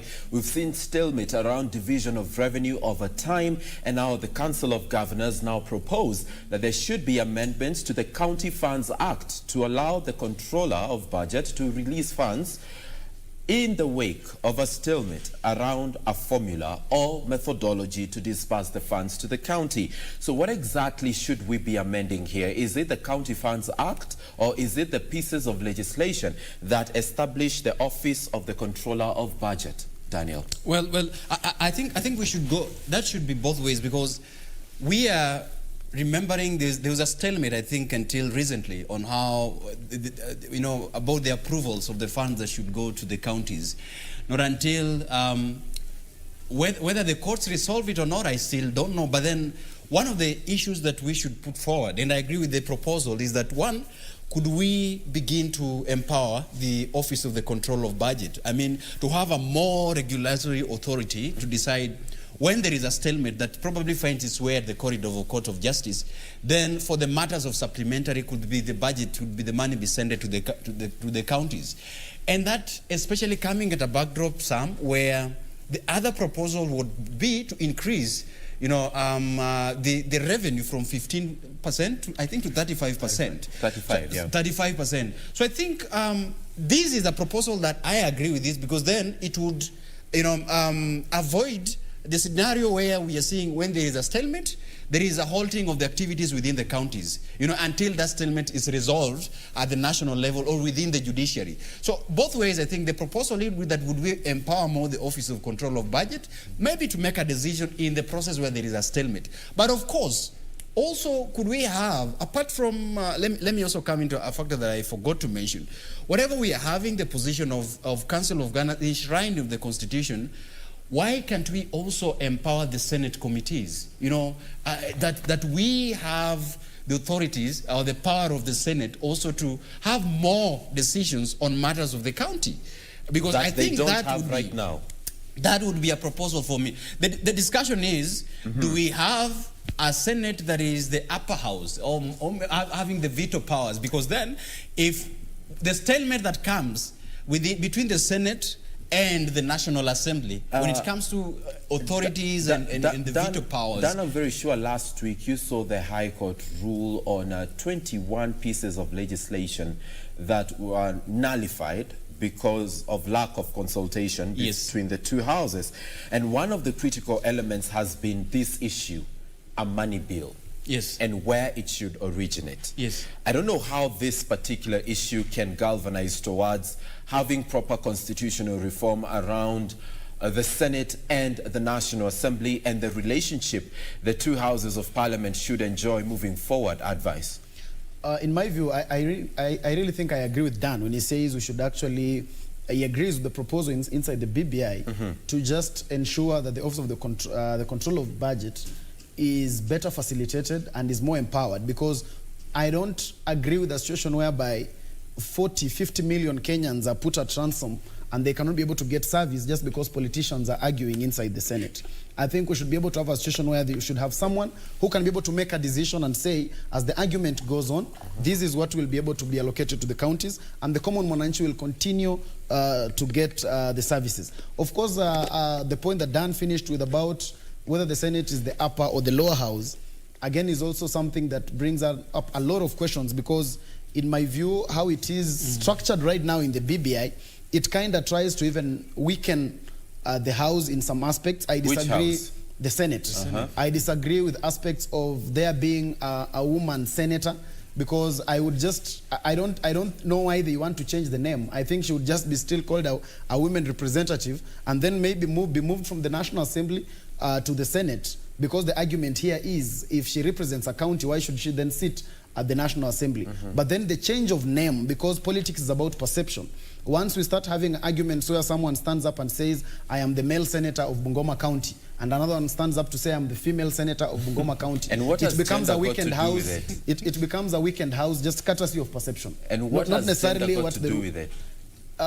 Gender here, Sam, is in this aspect, because one, I have always disagreed with the aspect of creation of women, of offices for a certain gender, including creation of office because people are young, and saying we have this office for the youth. I think we basically need qualified people in office.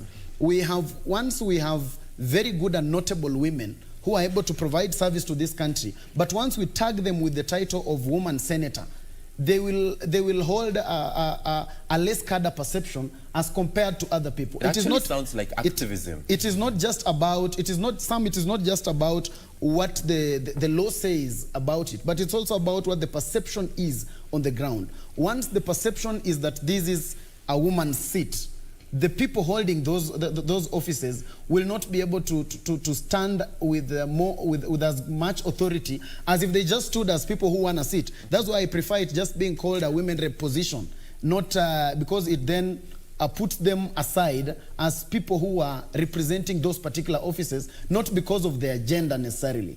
But once we start creation of offices in terms of this is a male and this is a female senator, if at all in fact, some they will start insulting each other in that Senate based on that. If the creation of these particular offices are informed by gender, why not call them gender representatives?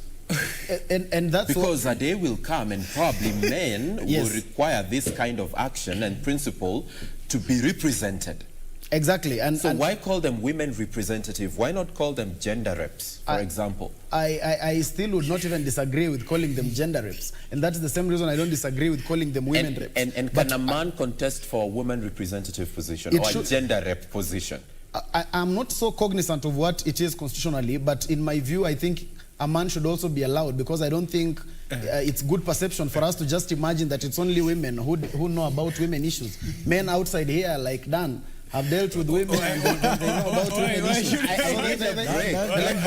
can be able to represent it. And they can legislate. There goes the break, guys, because we clearly need one. We shall be back with this topic and much more after these messages.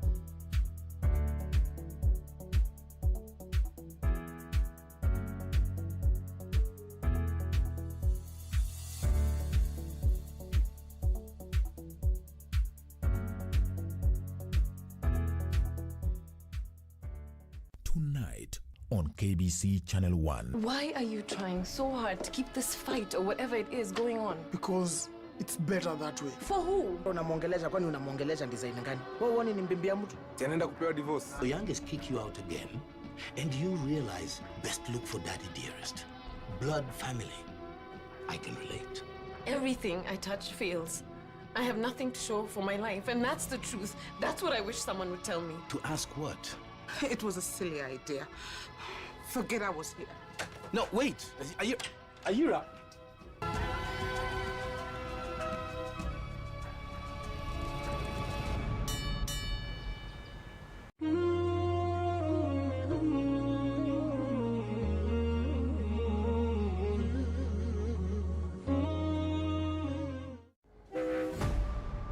Unajua nini mam? Niko karibu kwenda shule. Na sitaki kuwa na stress kukuhusu. Kristi, hebu rudi shuleni. Wewe enda mtuwakilishe sisi wale tulishindwa na masomo vipoa. When Angela and Christy meet at the university, their bond somehow clicks. Dad is somewhere up there in the sky on his way to China. I'll never forget when he took us to Singapore. Wow, it was fun. Followed by a friendship that would defy their parallel backgrounds. Since umezoea shower, good luck inside there. How is this door shut? Kuma bezi nuko mshoishikilie mlango kwa frame. This new territory presents all manner of fasts as influence, temptation, family histories, and peer pressure set in. The rest of their lives become a story of love, survival. Wait. Please mom, kubali tu story tumalizane twende home. Influence, backstabbing, jealousy, and revenge. Nimeambiwa tu kule stage muonekana na minji fulani mkikama hapa mtaani. You decided to sneak from the hostel and go to Ray's studio without consulting me or Tiff. Join us on Tempted the Campus Diaries as we explore this hilarious never-seen-before drama. Hebu nilipe pesa zangu wewe. With a touch to behold. A story of temptation.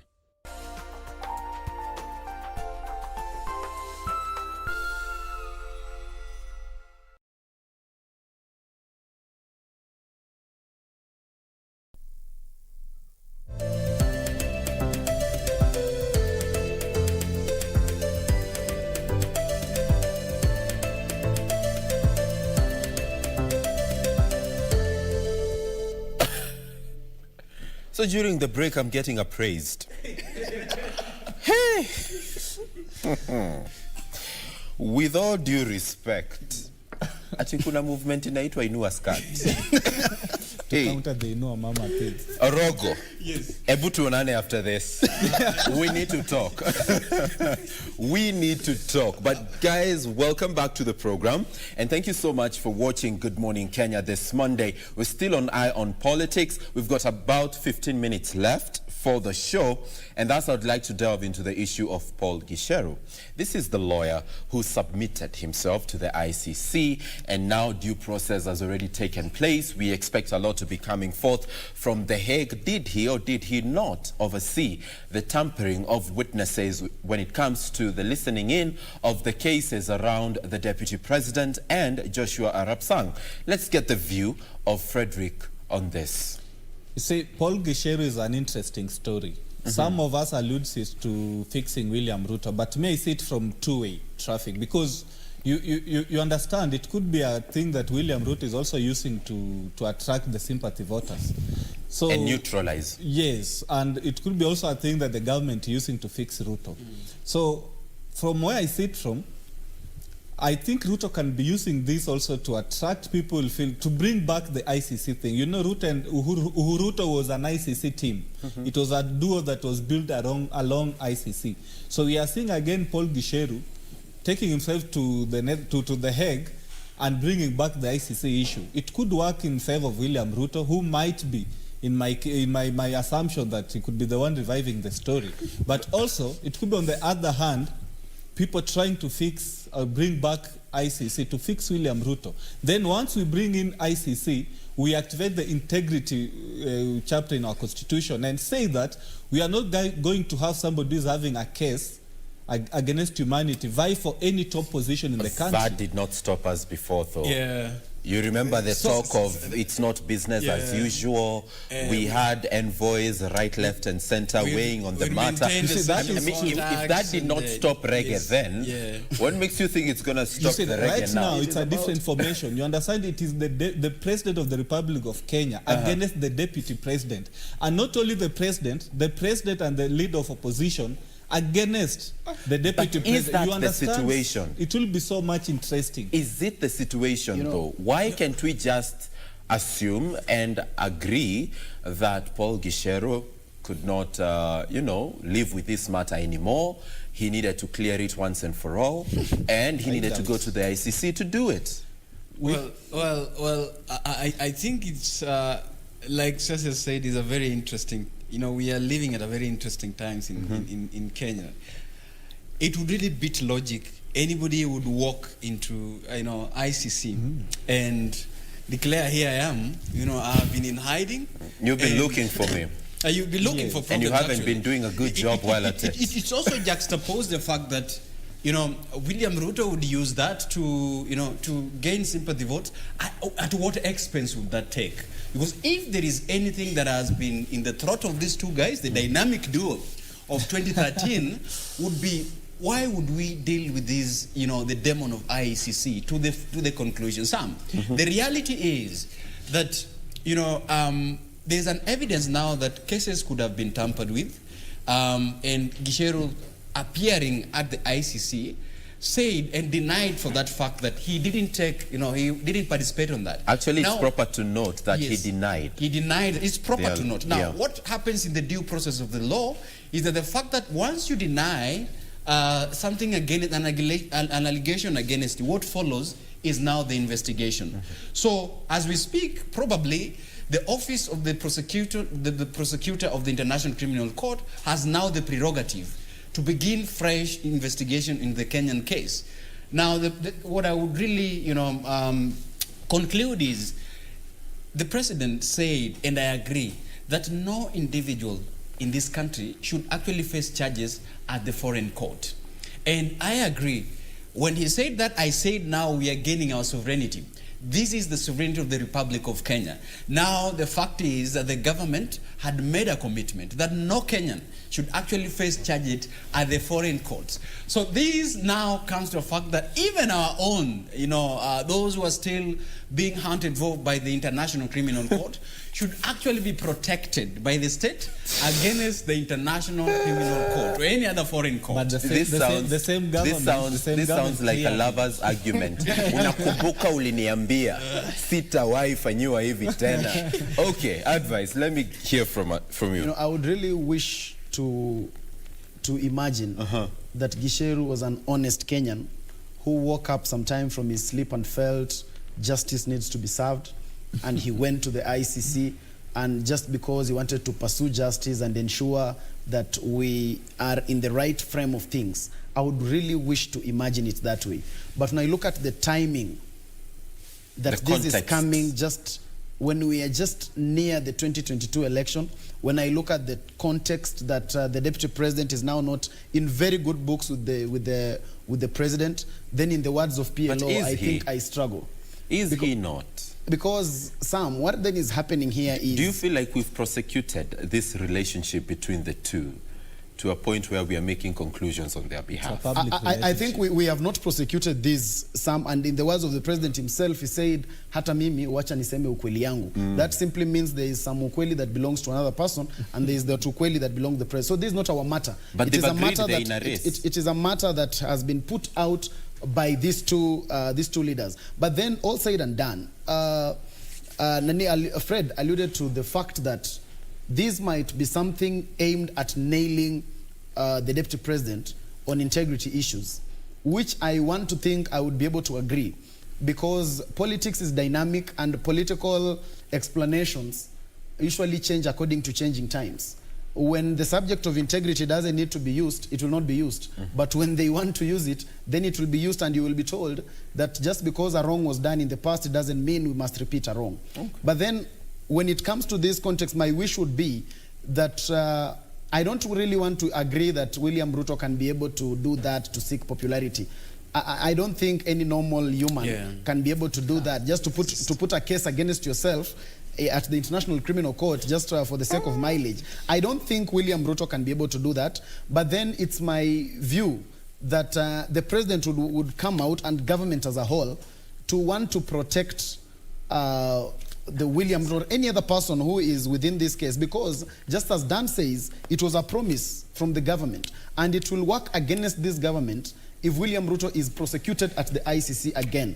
It will definitely work against this government, both in terms of perception and in terms of very many other things. So I think if it's about politics, let us handle it politically, and let William Ruto be defeated in a political context in 2022 and let him go home. Well, let it not be about nailing him and trying to throw him under the bus, because I think the government, the president and the opposition leader have the capacity to defeat William Ruto without being very petty about it. Well, his lawyer has spoken, Katwa Kigen. He says that the DP is not losing any sleep over this matter because the case against him collapsed due to unfounded claims.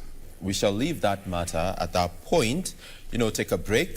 I'll hand over to Doreen. In the meantime, Advice, Frederick and Daniel, thank you so much for coming through. I will be having a conversation with a gentleman a bit later. They need to appraise me on this Inua Skirt movement, the new one in town. Good morning. My name is Samuel Njoroge. That's ask that. We'll try to see if at all things have changed along Bagathwe, given that that's one of the best alternative routes for those that apply Langata. So how about we quickly look at that? But before we get to that, just a bit of a recap for our viewers to better understand why today we're looking at Langata Road. This is simply the reason as to why we're focusing on this specific road this morning. It's just because around this area, which is at the T-Mall Junction, there's an expected construction. I mean, there's a construction expected to happen. What now they are doing is just getting into more talks and continue to survey this area. What they want to do is to construct a flyover whereby the elevated part of this flyover will be used by those that come from Ongata Rongai as well as Magadi area, and the underpass will be used by those heading to Bagathi all the way to Wilson. What the government of Kenya is trying to do is at least to decongest this area and make it easy for pedestrians and residents along this specific route, again also to reduce on the traffic flow. It hasn't yet started, because that's why I mentioned what they're trying to do is just get into talks, and also part of what they want to do is to ensure that at least they get public participation for those that are using this specific route. That means that actually means those that apply Langata Road, Bagathi Way, as well as also the other side of my Mahi Road. Again, also it's very important for me to mention that this project will be undertaken by the public-private partnership. What that means is that it's going to be a project whereby it's going to be undertaken by the government of Kenya as well as private entities and private firms. This is actually the United Kingdom of Spain as well, in conjunction with the government of Kenya, to ensure that this project becomes fruitful. And again, the other thing in addition to that is that it will also consist of 5 footbridges. So they're still in talks trying to see how best they can do that, at least reducing the traffic flow around this area. Now, this is just one of those images of how it normally looks on a normal time, especially early morning hours and evening rush hours. You can imagine the kind of heavy traffic around this specific area. So what you're trying to see, what you're seeing on your screen is one of the things they're trying to do away with, at least reduce on this traffic flow. Now, how about we quickly look at that traffic flow on that area? Around that area. Now, this is that T-Mall Junction, which branches off to Mbagathi Way. We'll be looking at that in a few, coming all the way from Langata Road, areas of Rongai, coming all the way from Galeria, as you head over to the city center, still through Langata Road, also branching off to Maimahi Road, going to the other side of South Sea, as well as just branching to the other side of Nairobi West. Now, at least the roundabout is not looking that bad, because you can see that there's a bit of a difference in color. There's the orange and the green in some parts. So where you're seeing the orange, it just simply means traffic has begun to slightly build up, and what that means is that it is a manageable kind of traffic. So at least it means that you can find your way out of this kind of traffic, so it's not that heavy kind of traffic. And where you're seeing the green, it just means that it's a smooth sailing, no traffic at all. And at least I'm seeing a bit of a change, because earlier on along Bagathi Way it was heavy kind of traffic. It wasn't moving at all, and it was actually from the roundabout where Mbagathi Way begins, going to the other side where Mbagathi Way ends, and that is around the city mortuary roundabout. But at least as of now, things have opened up. So if at all you're coming from Magadi, from Ongata Rongai, coming to the city center, then you can use this as an alternative route, because I'm very sure heading all the way to Nyayo Stadium, there's again heavy gridlock, especially around the roundabout there. So you can use Mbagathi Way as an alternative route. Doesn't really look that bad right now, right now. So it's looking really good, and this goes all the way to City Mortuary roundabout. So that's how it's looking like this hour in terms of traffic. We've been focusing on what has been happening along Langata Road as well as Mbagathi Way. Jane. I'll get on to the next discussion, and today on a Family Check segment we are going to be talking about career choices.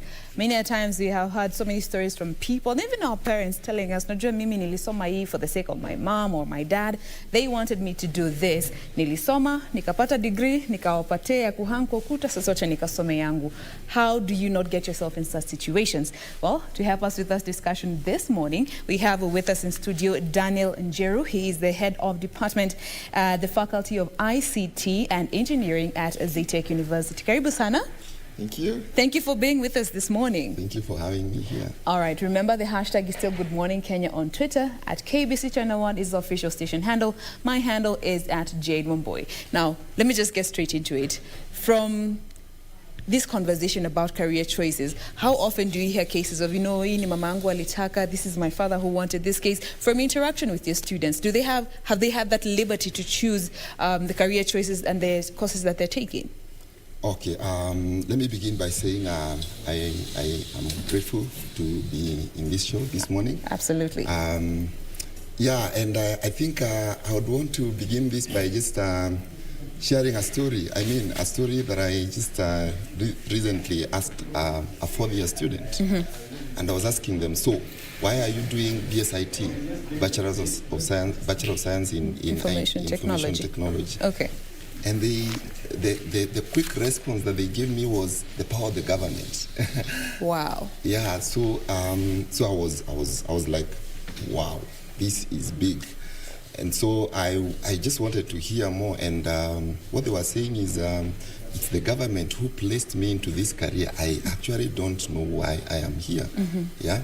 And that's a fourth-year student. So the case we are dealing with here is such a big case that we need probably to think about. Yes. So we also have so many other people who are taking up courses that they are not really as interested in, but they're available options. Yes, yes. Is that detrimental to someone when it comes to their, career choices and the skills level that they have?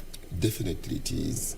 And the reason why I think it is because we are dealing with a generation that it's about me being passionate about what I'm doing. And if I'm not passionate, I just call it a quit. But therein comes the question of money. Because at the end of the day, you are studying to get a job or start a business that you and hopefully to be self-sustained person. Bringing in the question of choosing careers because you love something or because it makes money. What is your advice when it comes to that crossroads, and especially for those who are about to join campus? My quick advice would be for us to look at careers from the perspective of what am I passionate about? Okay. And once you've been able to identify your areas of passion, your interest, your personality, it carries the day as well. It's vital. Yeah, it's very, very important. Once you are able to identify these are my areas of passion, these are my skill sets, or even this is the skill set that I want to develop, then you are able to align your career in a way that you can be able to enjoy something that you're doing. Because at the very end of the day, yes, you will get the money. You buy that good house, you get that car, you get everything that you need. Then what? After that, then what? You find yourself that you have a void inside you because you are not doing something that you're really passionate about, but you're doing something only on the basis of I want to make money. Okay. Yes. So when you find yourself in a situation where you're not really sure which direction to go, how do you make a decision about choosing a career, also paying attention to the fact that time is included and finances are included in that conversation? For me, I would say one, finding a mentor would be a good one. Okay. Having a mentor, someone that can walk with you through the journey, but also taking the journey to get to understand yourself. So that would mean, like, for example, getting to know what is my personality. Am I an introvert? Am I an extrovert? And which are the career paths that would fit in my personality as well? Because you don't expect a marketing person to be introverted. Yes, exactly. So you need also to look at your personality as well and get to know what fits in this particular personality. And so it is pretty much just taking a journey into yourself. Self-assessment of sorts. Exactly. To understand yourself before you're able to make these decisions. And the question of having options, because many a times you just say, I want this and this is what I'll follow through. And to some, it might not be what is really suits you as a person, but you like it, you know? When it comes to having options for career choices, is that something you would advise the young folk to look at, as opposed to just having one rigid career focused on? In this case, it will depend on what are the options that you're looking at. And let me give you a case in point. For example, you would be wanting to venture into technology, and probably you're very good in graphic design or you're very good in fashion. And so you can mirror the two in a way that if you are more into techie, then you can also join that with your fashion design or some sort. Okay. So in my opinion, what I would say is it's for you, because at some point there is a way that you are able to converge particular areas of interest into one particular thing that you want to do. For example, I am in teaching.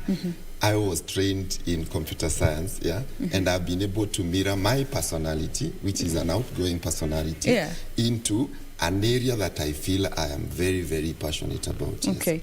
Now, having this conversation with parents, we have seen there are students who are fortunate enough to get all the support that they want from their parents, depending on the different career that they want, especially in the creative industry. And we also have students on the other side of the divide who have a really hard time picking what they want vis-a-vis what the parents want.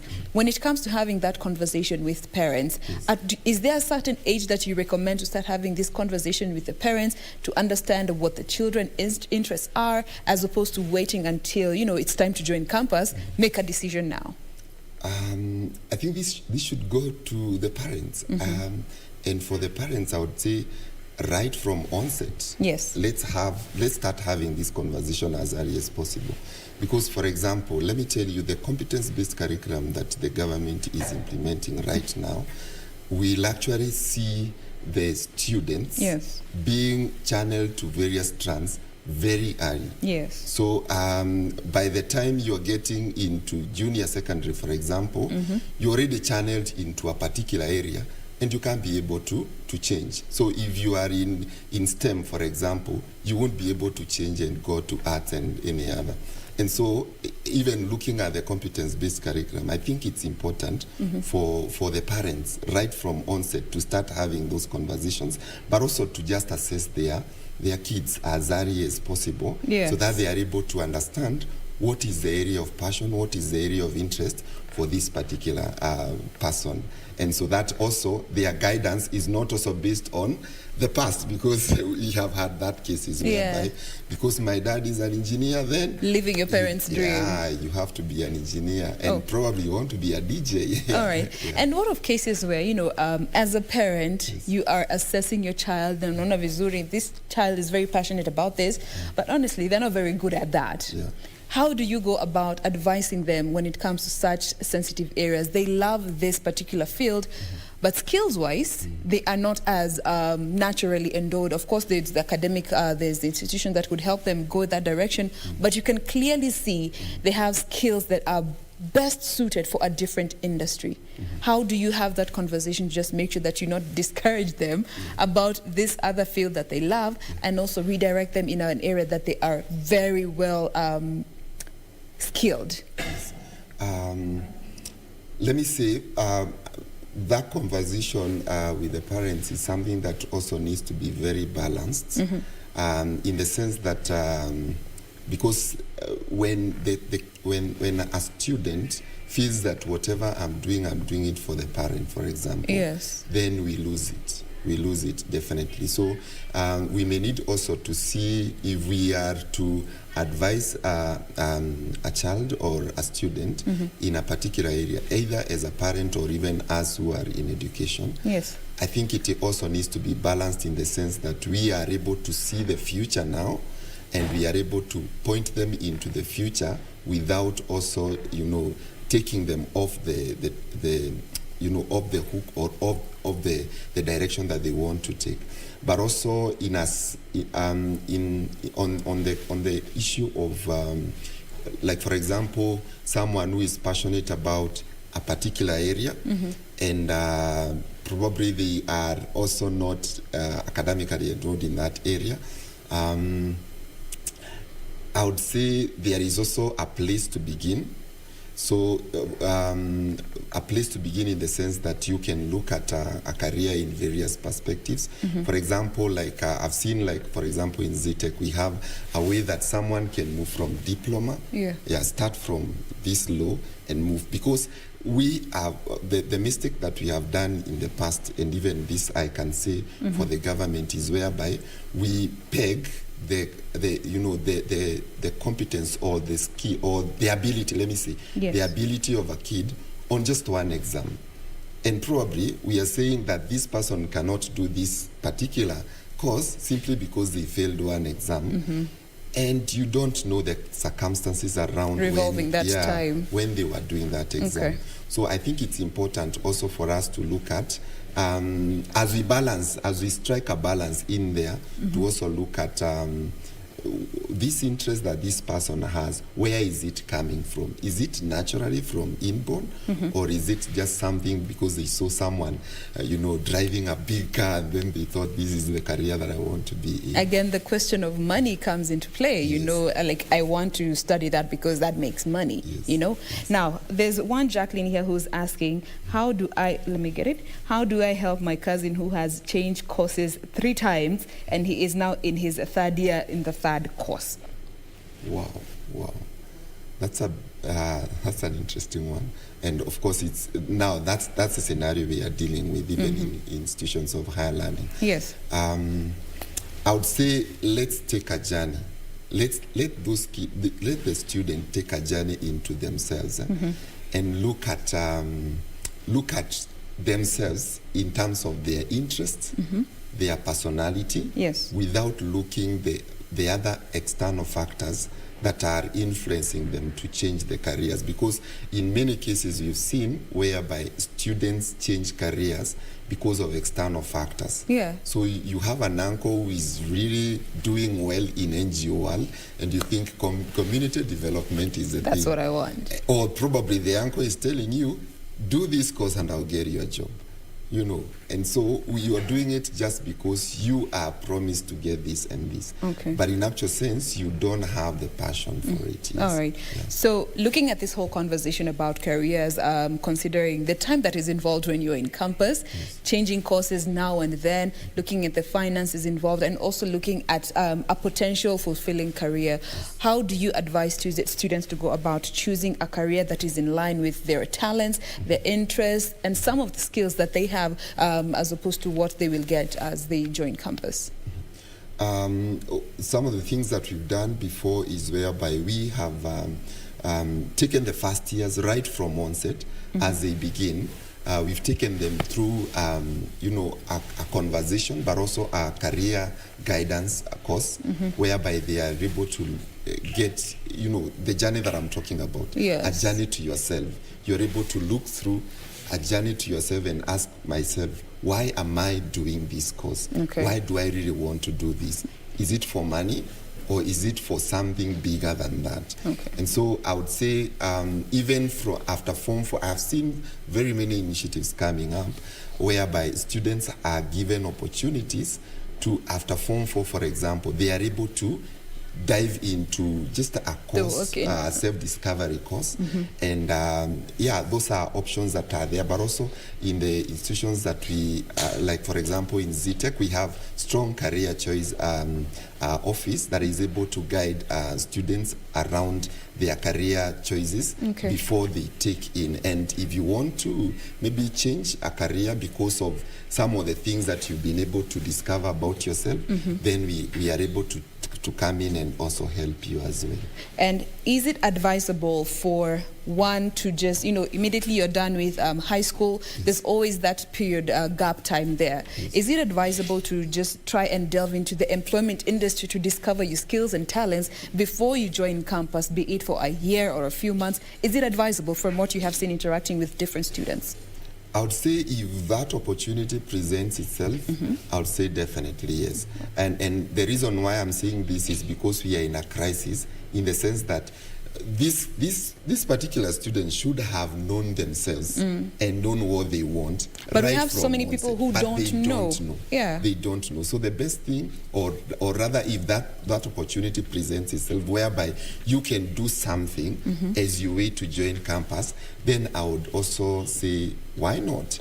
Get in there, learn some few things, see is this matching my interest as well, and if it is, then now you upgrade your skills based on at something that you have actually tested and you know this is the real me. Yeah. All right. Yeah. Now, as we draw this conversation to a close, and this I just want to understand from your interaction with students, what are some of those biggest challenges that they face when it comes to picking the careers, especially when they're in their first year, from what they've shared with you, and how you advise them to go about them?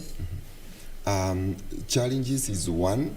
We have like now the private universities are taking COOP students who are posted by the government. Yes. So in some cases, as much as the student probably chose a particular career, you find that probably that was their third option or something, and they are posted in to take that particular career. So I would say my advice would be first, let it not just be because like what I started by saying, yes, the power of the government, that you know the government said I do this career, yes, and so I have to do it. Let it not be that is the case, but also take a journey to yourself. But the other thing also is, let it not be that there are external factors that are influencing your decision-making process, but also it is very, very well thought, proactive. Yes. You are proactive in your decision-making, but also you are objective. It's not like you're subjected to do this and this. Okay. Yes, yes. So be part of that conversation in as much as, you know, it might not be what you like or the opportunities that are available for you at that time. Yes. All right. And maybe as we finish also, I need to also say, yes, many a times we have been blinded to think that opportunities are only what we see. But there is also the aspect of us creating opportunities because we are passionate about something. When you're passionate about something, you'll go out of your way to create opportunities. Yes, yes. All right. We have been talking about career choices, just trying to have a very quick conversation about careers. We're still living in a time where people will say, hii ni degree ya mama yangu ama ya baba yangu, nikimaliza, I will give them their degree, they can hang it on the wall, then go and do mine. Consequently, you have wasted time, resources. This day and time, we have so many people in different fields as opposed to what they study. So we're just trying to have some sense of, you know, a linear way of doing things when it comes to career choices, because this is something you're going to be doing for the better part of the rest of your life post-school. So thank you so much. We have been speaking with Daniel Njeru. He is the head of department at the Faculty of ICT and Engineering at ZTech University, just sharing more when it comes to career choices this morning. Thank you so much. We appreciate you for making time to be with us. Thank you, too, and thank you for having me here. Karibu sana. We are not yet done with Good Morning Kenya. We have so much more coming up in not too long. The hashtag is still Good Morning Kenya. But first, here is something for you.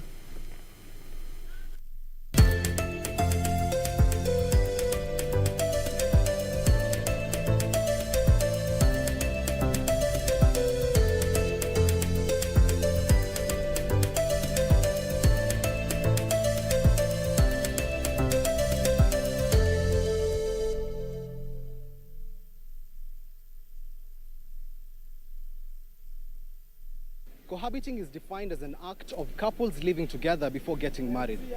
It has become a common norm in present-day Kenya, most especially among the youth. We hit the streets of Nairobi to seek the opinions of Kenyans regarding what they think about acts of cohabiting. Take a look. Kama umeamua kuishi na mtu kimhali na mapenzi na mnaonalia mtawana baadaye, watu wengi sana wamekuwa wakiishi na watu baadaye wanawatumia na wanawadamu.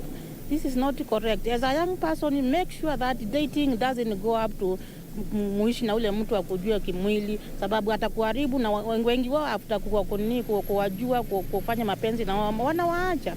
Kwa hivyo utatumiwa na watu wangapi kitambo upate ule wako? We kaa mpaka ule mtu akuandikie muende kanisani muoane ama sivyo. Marriage ndio kweli legitimate marriage, si mambo na kushinda ukipeana mwili ovyo ovyo. Kaa chonjo. I think most of them do it because of peer pressure.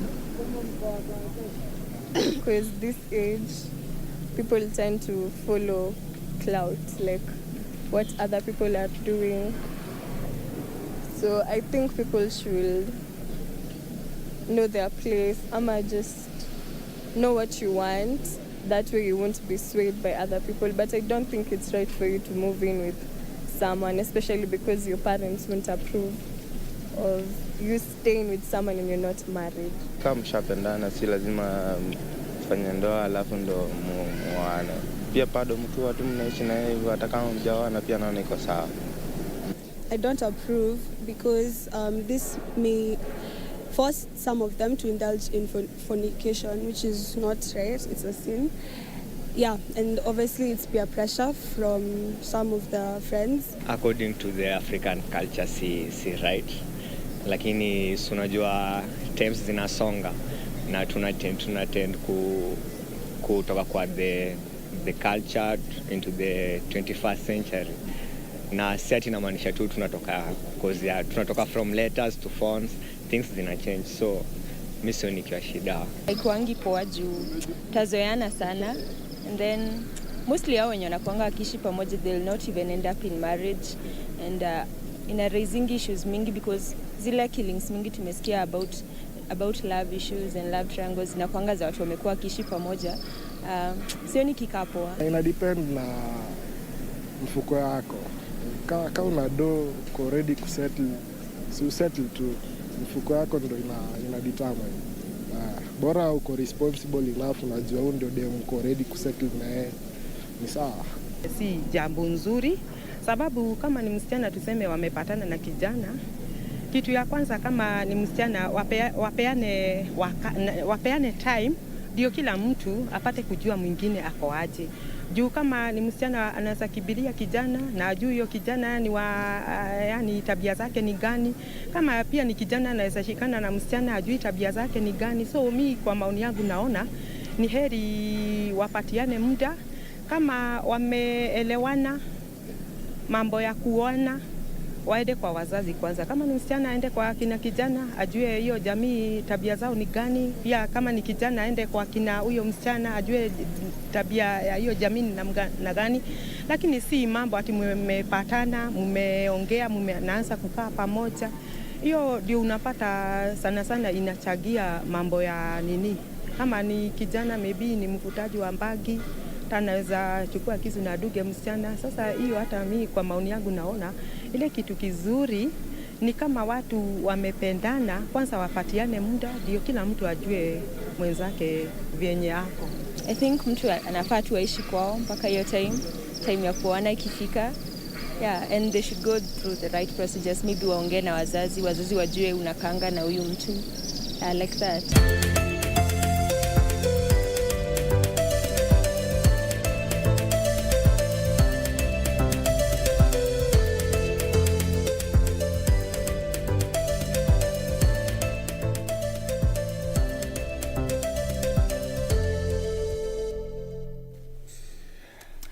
Cohabiting before marriage.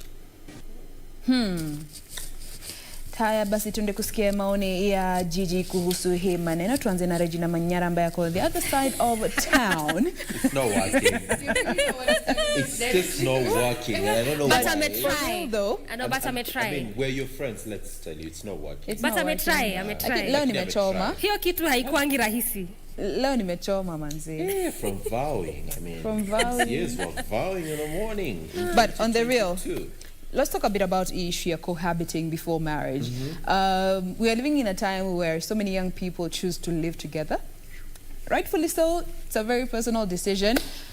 But we're also living in a time where so many people, young people, are killing each other over relationships. And when you dig deeper into that situation, utapata it was just a boyfriend-girlfriend situation. Oh, mwingine aliniuliza kwa nini nimetext huyu. Oh, niliona hivi. Oh, aliniangalia vibaya. Oh, hakuniwamia chakula.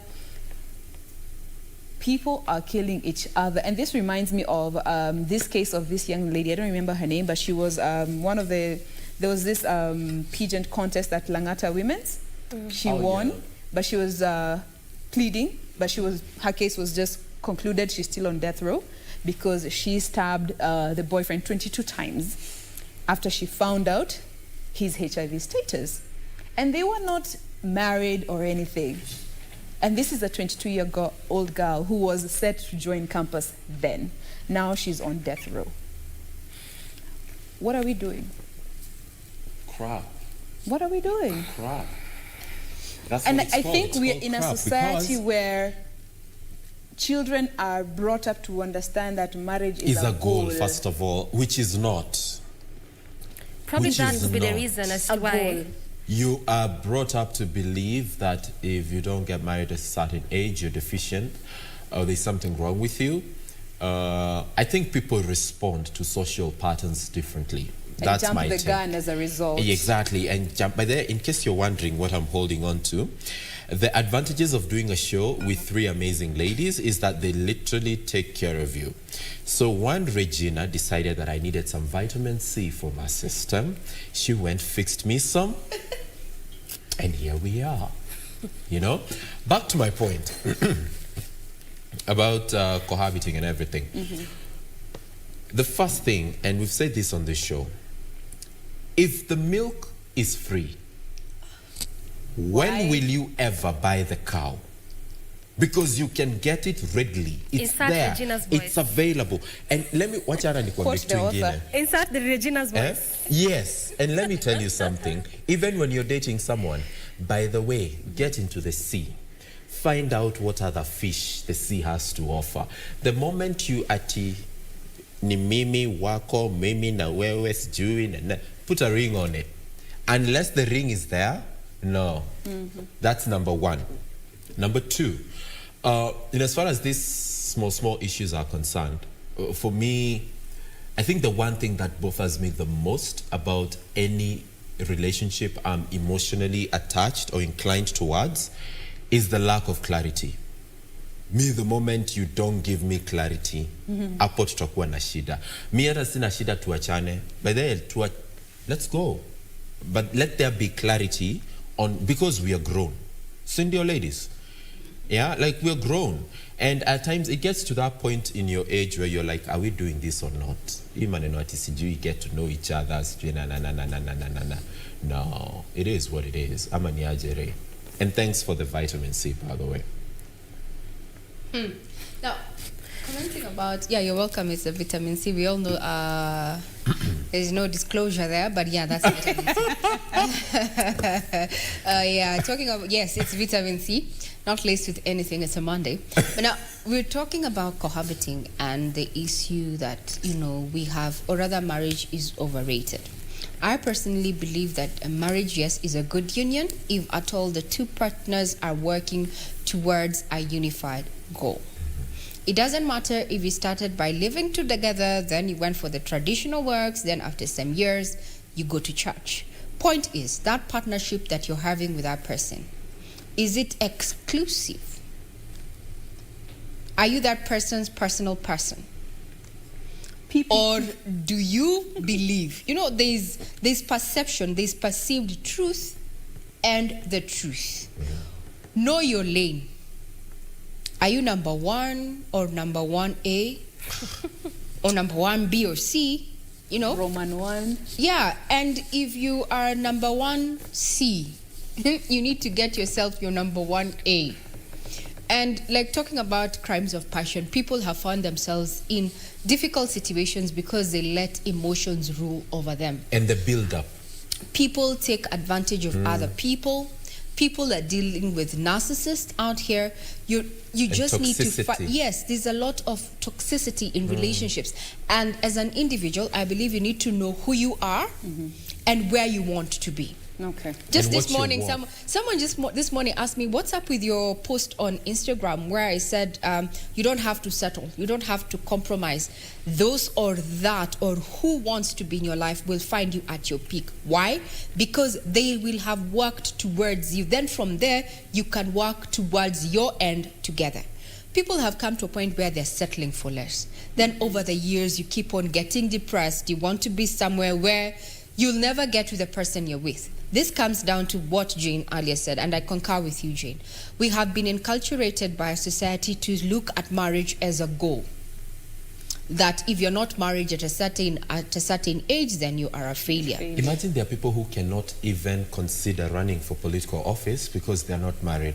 Because the perception in society is if you cannot manage a home, then how will you manage a political office? A political office. I mean, hapo ndipo tuko. The same and then place, you're wondering, Sam, before we go over that, I have an incident. We were talking about children and the rights of children when there is divorce and separation in question. There is a lady who got divorced from her husband 3 years ago.